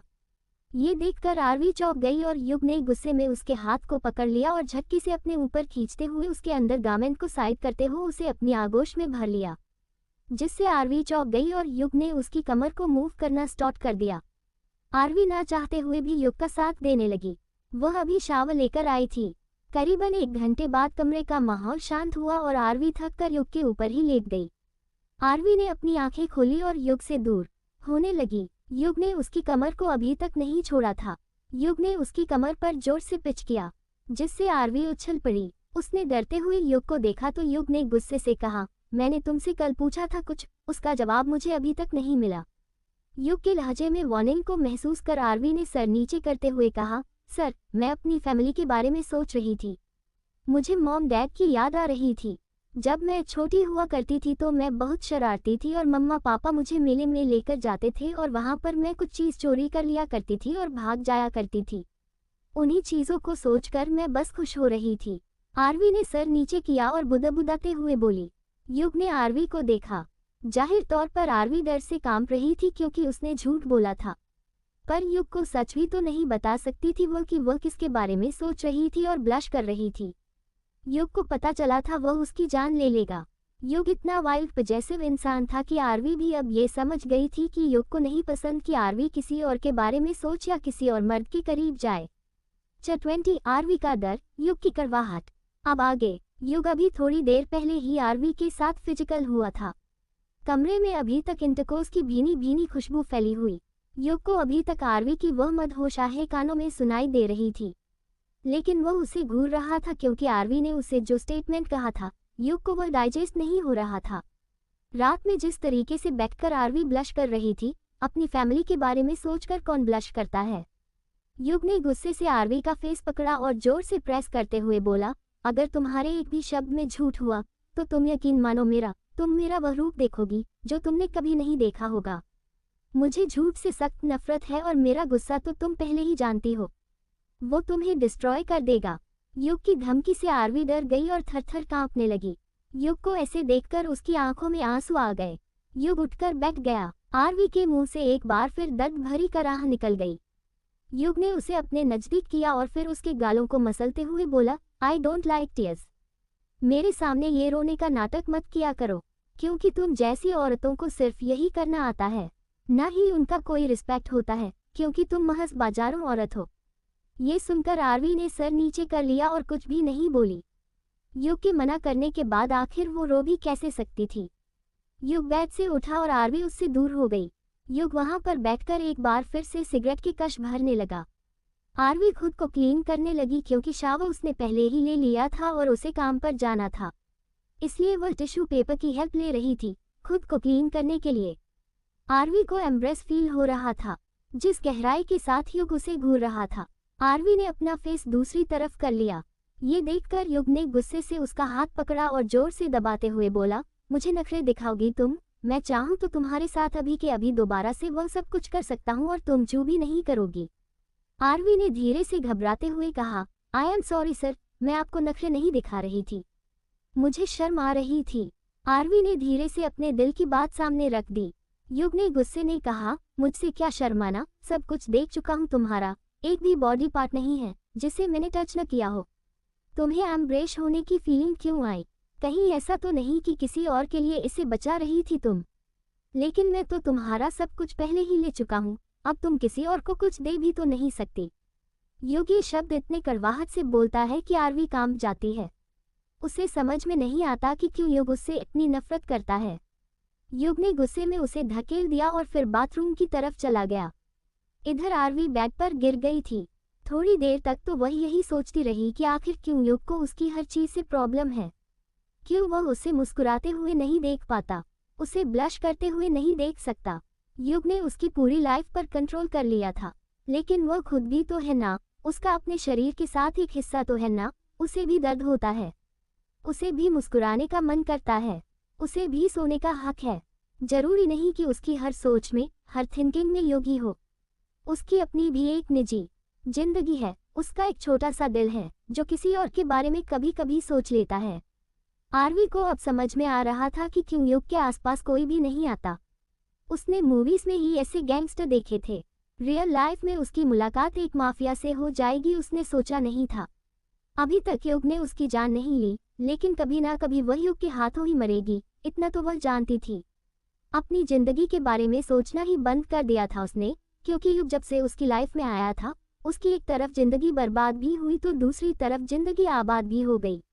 अब लोग उसे हवस भरी नजरों से नहीं देखते, वरना लोग पहले उसका एडवांटेज उठाने के लिए किसी भी हद तक गिर जाते थे।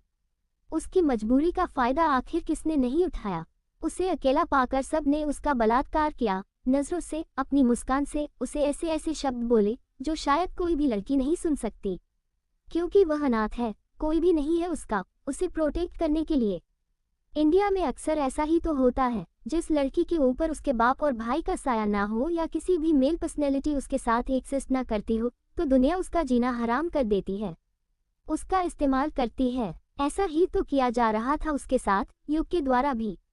आरवी ज्यादा कुछ ना सोचते हुए दोबारा से अपने कपड़े पहनकर तैयार होने लगी। थकान उसके चेहरे से नहीं मिटाई जा सकती थी। आरवी आज जल्दी जाने के मूड में थी, ताकि वह थोड़ा रेस्ट कर सके। युग की वजह से उसकी नींद भी पूरी नहीं होती ठीक से, लेकिन युग को इन्फॉर्म किए बिना जा भी तो नहीं सकती थी। पर युग ने कभी उससे यह नहीं कहा कि वह उसे हमेशा बता कर ही जाएगी। आरवी ने अपना पर्स उठाया और उसके बाद वह वहां से चली गई। आरवी नहीं जानती थी कि उसकी यह गलती उसे कितनी महंगी पड़ने वाली है। युग जब शावर लेकर बाहर आया तो उसने कमरे में किसी को नहीं देखा। वहां पर आरवी का वह छोटा सा पर्स भी नहीं था। ये देखकर युग ने गुस्से में अपनी आंखें बंद की और दांत पीसने लगा। बहुत स्मार्ट हो गई हो तुम, पर निकल आए हैं तुम्हारे, जल्दी इन परों को अगर कुचला नहीं तो मेरे खिलाफ जाओगी। लगता है मेरा डर तुम्हारे अंदर खत्म हो गया है। इतना बोलते हुए युग के होठों पर एक जहरीली मुस्कान आ जाती है। नादान आरवी तो ये जानती भी नहीं थी कि उसने कितना गुस्सा दिला दिया है युग को।